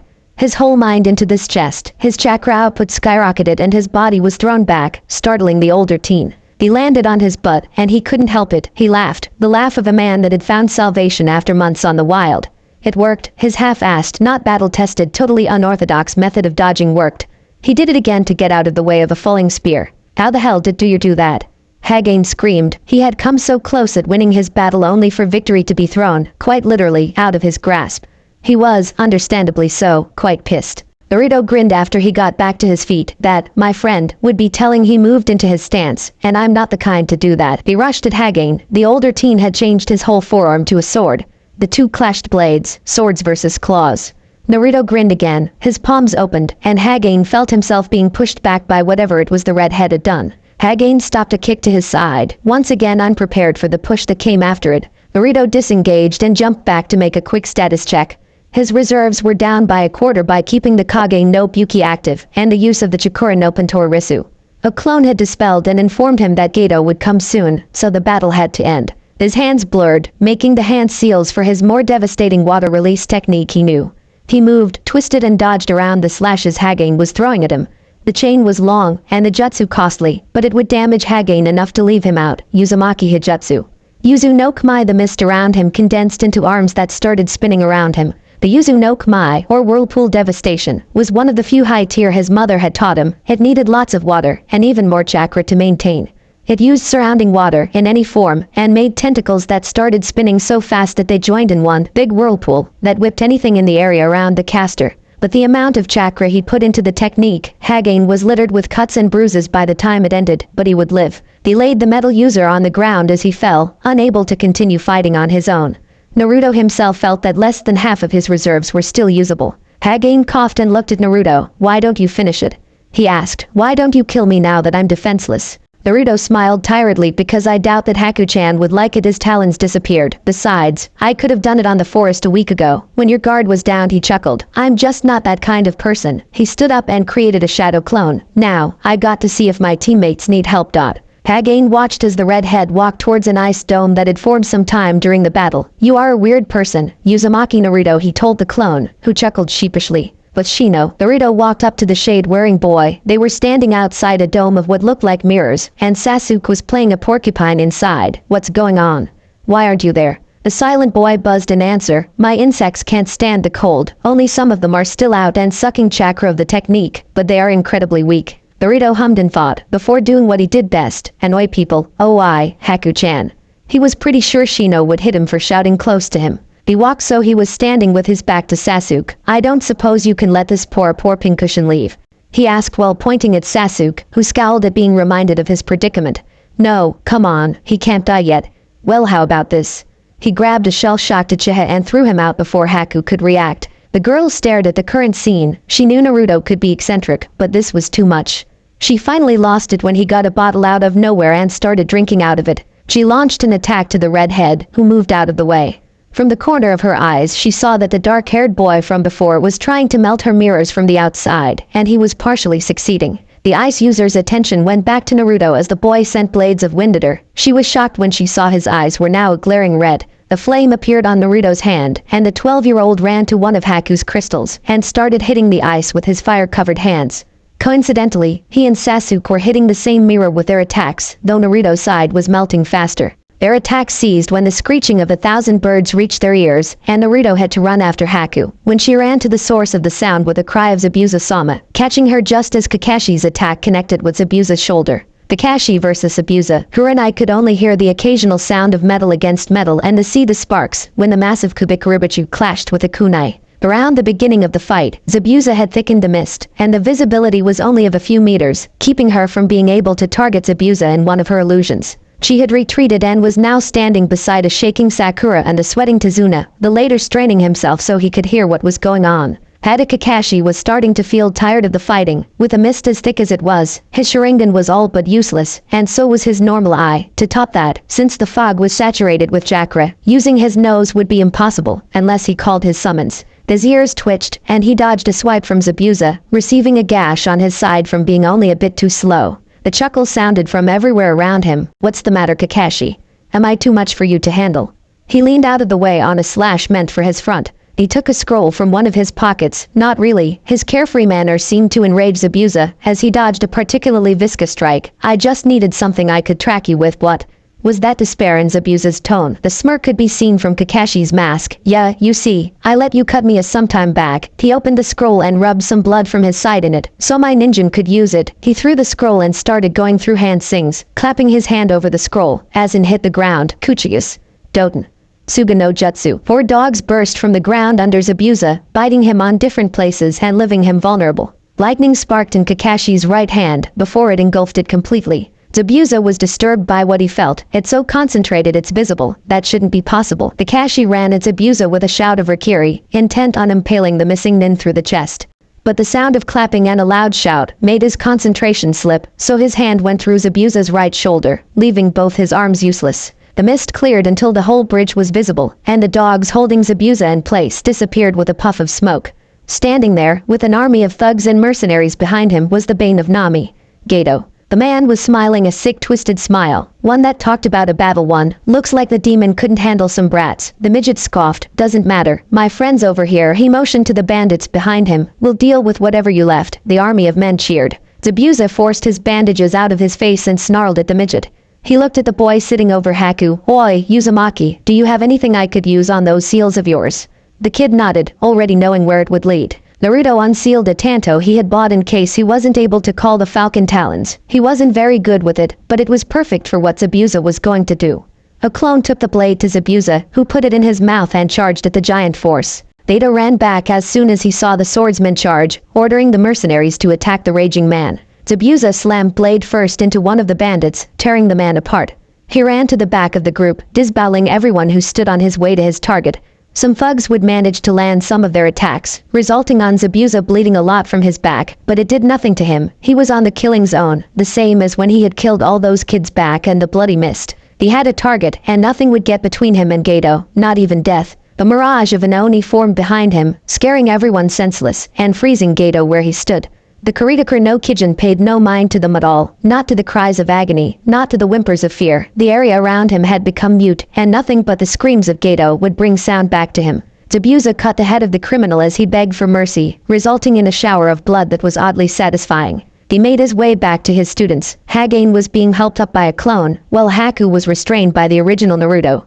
He weakly made a motion to Hagain to come as he himself made way to the crying Yuki. He collapsed to the floor. He had enough energy left to say some words to his legacy. Listen, you two here asped out. I know I didn't tell you, but both of you are important to me, Haku gasped. Zabuza looked at her. You are more than tools to me after some years you spent with me, and I don't want you to follow me soon. He rolled to his side and looked at Hagain in the eye. You better keep her safe. I don't care how you go with it, as long as I don't meet either of you in hell. He fell back to his stomach. You could follow Uzumaki. I don't care. Just stay safe. Musuko with that. His eyes dropped, and Zabuza Mamachi, the Kuritaker no Kijin, wielder of Kubikira Bacho, left the world of the living. The shadow clone sat Hagain close to Haku and dispelled. The original went to stand by his sensei and squad leader, his talons back into place. Sasuke, Shino and Sakura joined them, the latter two staying a few paces behind. The mercenaries snapped out of their shock at seeing some punk stand in front of them. They charged as a group, the remaining bandits raising their weapons and shouting to the top of their lungs. Naruto looked at the incoming wave and then at Kakashi. Do you think you can do a couple dozen clones? As he said this, his hands moved into his trademark seal. Haddock nodded. They would have to be water clones. Yes, I think I can give some help. 20 clones sprung from nearby poodles, and about 100 appeared behind them. The army stood still at the appearance of more ninja, but charged again. The bolt struck the leader of the formation on the chest. The last thing he saw was that the villagers had armed themselves. Tebo and Inari were standing proud in front of the crowd, Akamaru in his human form. This was enough, and the bandits turned around and ran. The Naruto and Kakashi clones attacked the fleeing army, leaving only a handful dozens to get to the boat. The originals, their squad and their prisoners Tagalongs retreated to the villagers, receiving congratulations, thanks and all-around appreciation. Tien appeared from the crowd and gave Tazuna a folder. The man gasped as he saw what was inside. Every single deed on the land and the money Gato stole up to the last cent. The clone, its job done, jumped to the water and dispelled, causing Naruto a headache. That would later be agreed that the Hokage would decide what to do with the willing hostages. Later that week, Sasuke would discover that a Sharingan had awakened sometime during his fight with Haku. Hagain and Haku had a small funeral for Zabuza, his sword serving as headstone. The shinobi were all present. Naruto told his sensei that he would be going to Yuzu the day after the funeral, and that he would be back by